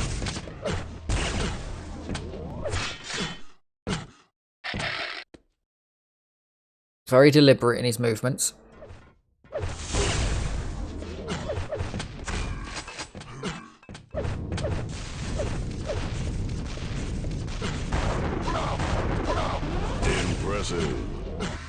Good rockets coming out from Swex in that fight, but Pavel's getting away with all the armors, so Swex is going to have to watch out. He's able to do a good direct there and open things up for this fight on the red. The red comes and goes and Swex has got it. He'll be happy with that.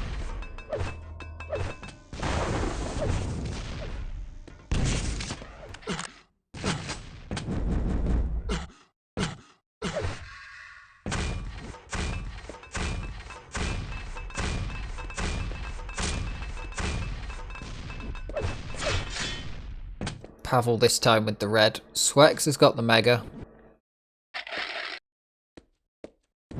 Neither player really bothered about bumping into the other right now.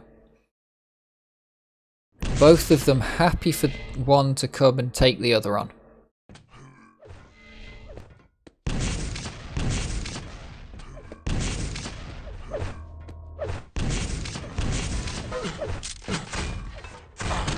Red's getting swapped out each time.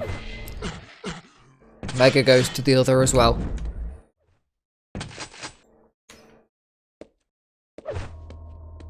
Pavel behind on pickups quite a bit though. But in current stack it's not mattered at all.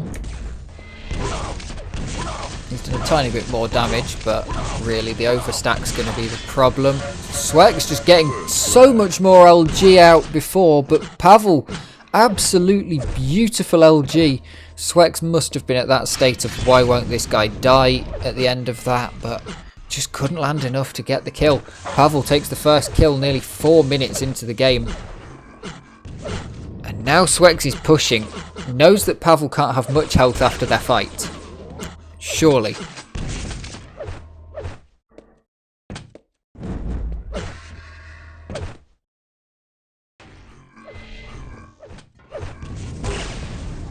Great rail from Pavel. Needs to be so careful because he just doesn't have the health. There's not really anywhere to pick it up from right now where he is.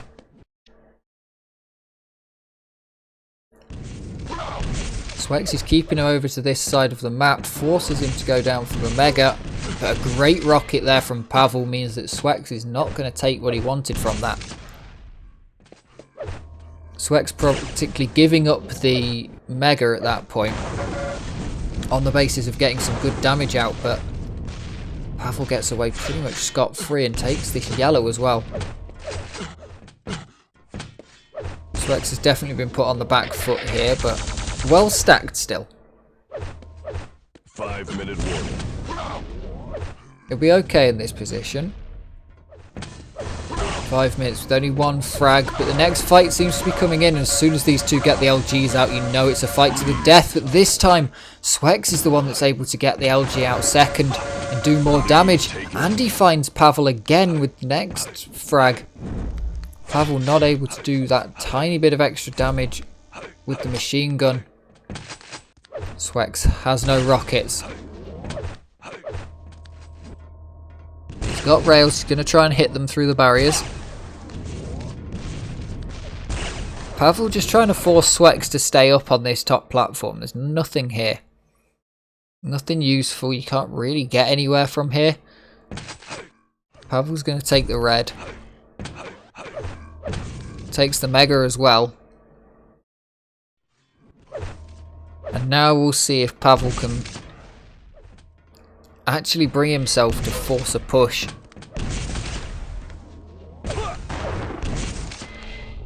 Swex is so low right now. Pavel doesn't see him behind the teleporter, just pushes through, assumes that he's gone because he didn't come back and come back through. Beautiful rail to tie things up for the lead for Pavel. He's not got the health he'd probably want to try and push a conversion frag, but this map doesn't allow it so much anyway.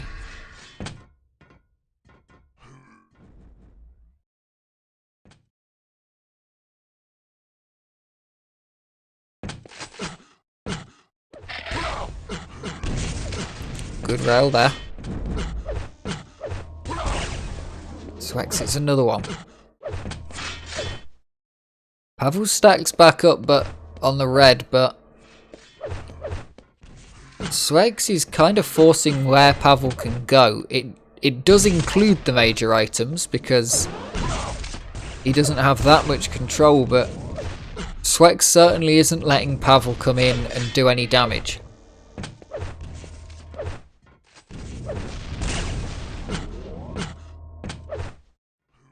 Now is Pavel going to try and bait this using this red?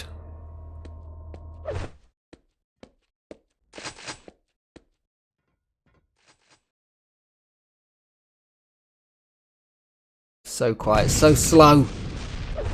And then they push in. Not enough damage being dealt by Pavel here. Take the time between frags, probably going to an overtime here, but there's still plenty of time for either of these two players to push. Swex the more likely one to push. Pavel to just wait for Swex to push in.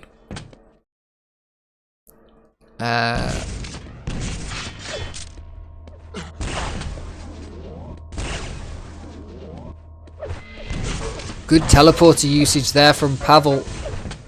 But he goes quite low. There's a good amount of bubbles on this lower level that he's on right now. Mega health on Swex though isn't going to be the best of help. But Swex doesn't have too much armor. So if Pavel can manage to get over to the red armor in time and take the fight to Swex over there, it could be a good position for Swex to take it. Swex takes the red.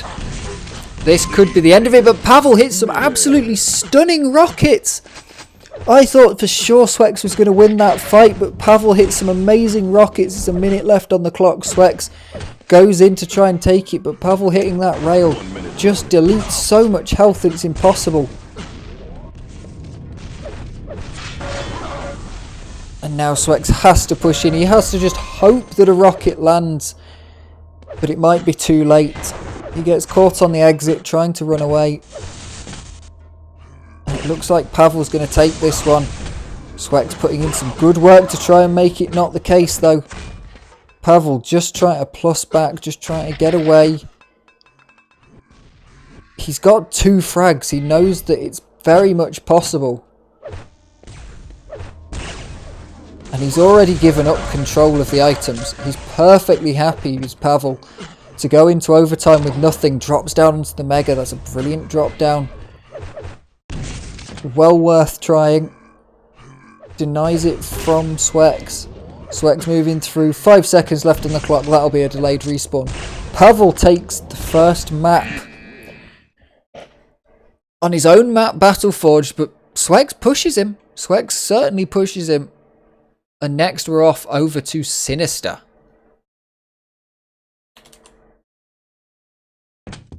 Here we go. We are on Sinister. This is Swex's pick. As you saw, the last game was incredibly close. Pavel taking it. So we'll see how Swex is able to bring this one back and whether he can take it to a third game.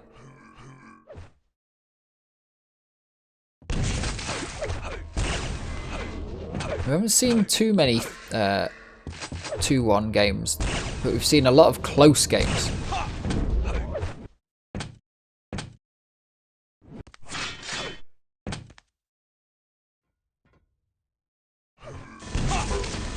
Great rocket there from Swex. Straight onto Pavel. Finds another one. Pavel landing on the edge of the wood up there. And confuses Swex for a second, but I think it confused Pavel even more that he couldn't move to the right. And Swex just makes the shots.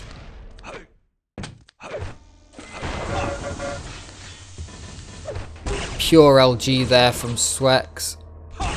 He's holding Pavel down. Oh, and a beautiful shot in the leg. Starting off this map, Swex showing why this is his pick. Just looks confident on it. You know, sometimes it's difficult to determine where the picks come from in Quake, really. In Counter-Strike, obviously, you've got strat books. And it's the ones you've practiced the most, but in Quake, you've probably practiced these maps so many times that it's more just what map goes to your playstyle and what you're comfortable with. I'd definitely say that this map goes with Pavel's playstyle as well. But the question is, how comfortable is Pavel with it? Confident on it. He'll certainly take some confidence from the last map, from Battleforged. But Swex will be taking confidence from the start of this map.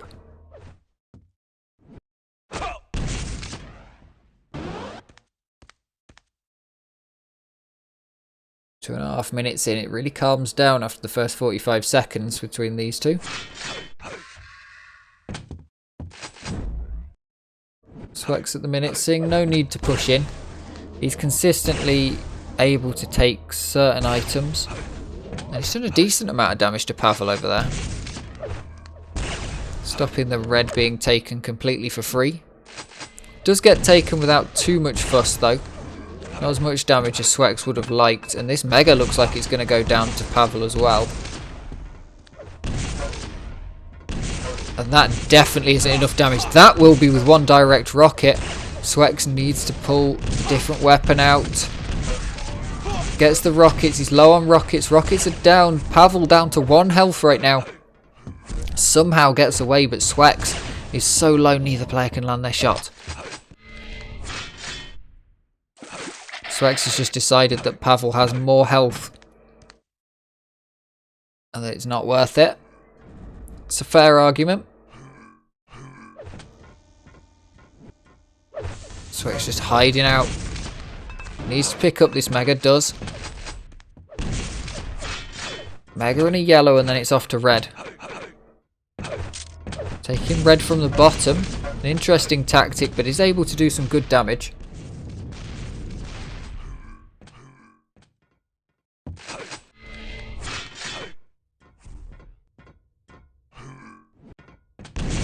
Nice drop down there from Swex, but Pavel reacts to it well.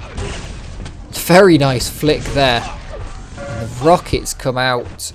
And now, can Swex hit the shot? No. Pavel gonna hit a good rocket. Just lands on Swex, but nice LG there from Swex. Holding Pavel down. He's cementing this lead. Might not seem like a big lead at 4.5 minutes in, but between these two, 3 frags is a lot. Swex just looking for anything there. Is Pavel still there? Can I see a pixel of his shoe? And the way that Swex has hit some of these rails, I wouldn't be surprised if he could hit that pixel of the shoe. 5-minute warning. Good damage. Definitely not letting any of these items go in for free. Pavel has to sometimes. So Swex is more stacked up. What are the damage numbers? Jesus, Swex has done twice as much damage as Pavel has. 2 rails. Impressive. I wonder who Pavel was playing before. Go for 1 and 2 in maps.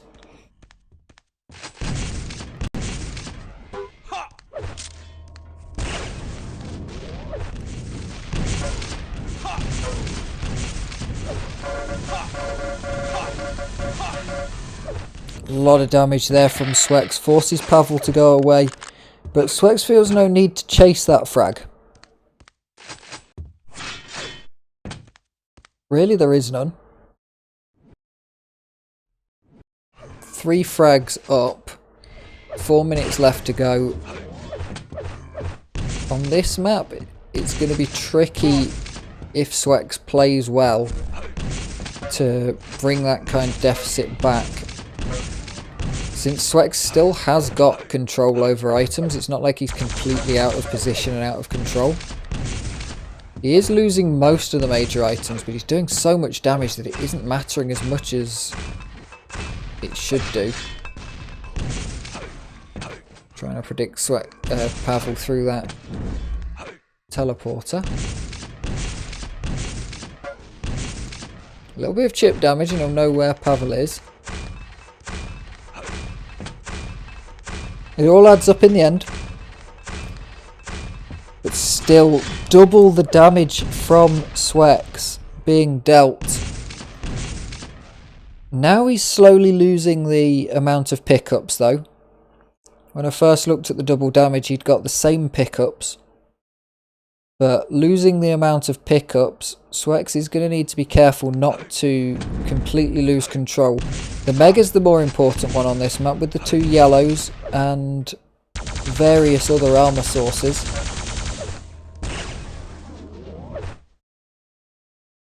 Swex doesn't even want this.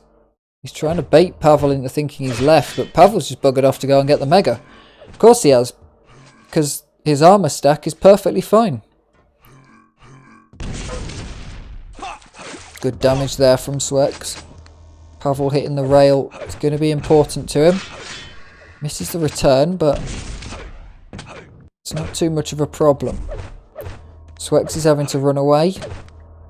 He's playing completely defensively and partially passively right now, but that sort of damage is something that you want to get out.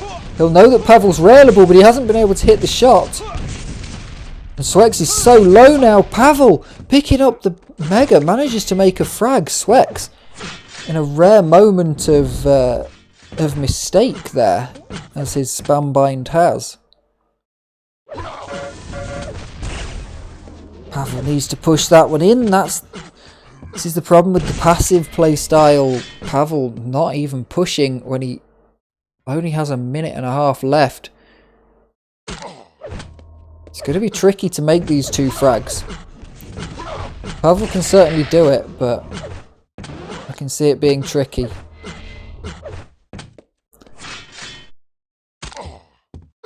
Definitely see Pavel wants to win this one, of course.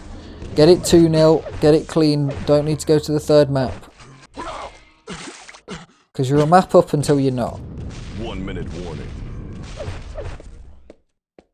And in the final minute he's going to need 2 frags. Swex is running away, hits a nice rocket through the teleporter. Good rail there. Brilliant 2nd, an absolutely phenomenal 3rd right there from Pavel. Brings it to 1 frag difference. And he's found Swex in the yellow armor room. Chases him down. Swex goes down to his own rocket. 30 seconds left. The leads are tied. Swex is just going to hide. Pavel will not try and find him because he doesn't have the stack to go and do it. If Swex has got a rocket launcher, that's it. And Swex does have some decent stack right now. But Pavel's just going to let this tick over. Unless Swex explicitly pushes in. They're playing for overtime. Mega health gone to Swex. We have 2 minutes added.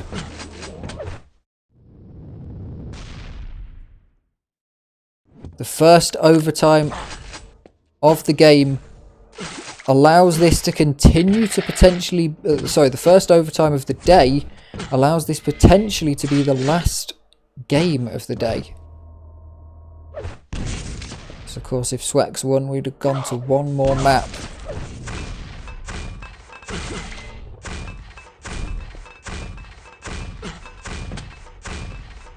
Mega to Swex. Pavel running out of grenades, but here's a nice rail. We'll take a look at what this rail percentage looks like in a bit, but... oh, very nice rocket there. He knows he's got Swex down and predictable. Pavel with more health gets in some good shots, but Swex is able to return a lot of them. Pavel needs to be careful here. He needs the health. He needs to take that Mega. And he will. Swex is going to push in and the LG is going to take out Swex. Pavel taking a good lead and Swex is going to forfeit the game. Fair enough. Pavel takes it 2-0 on the maps, but 2 very, very close games, both of them. Absolutely fantastic. So thank you very much for watching. We'll see what we've got on the refresh for the scores. There we are. So Helldown loses, Agent beats Helldown, Cypher beats ARSENY, Daz beats Helldown, Daz beats Kilson, RAISY beats Sparty, Ash beats RAISY, baksteen versus Fog went to Fog. Sparty versus Fog went to Sparty. Swex Firebot went to Swex, and Pavel Swex went to Pavel. So, some fantastic games. I hope you very much enjoyed them all. Hit the follow button, hit the subscribe button, all of those things. YouTube, Twitch, and everything. Thank you very much for watching, and I will see you all next week for both Xonotic Tournament. If you've got this far, there's a Xonotic Tournament next week, and also for more of the Quake Live 250 FPS Cup. Thank you very much. I'll see you next week.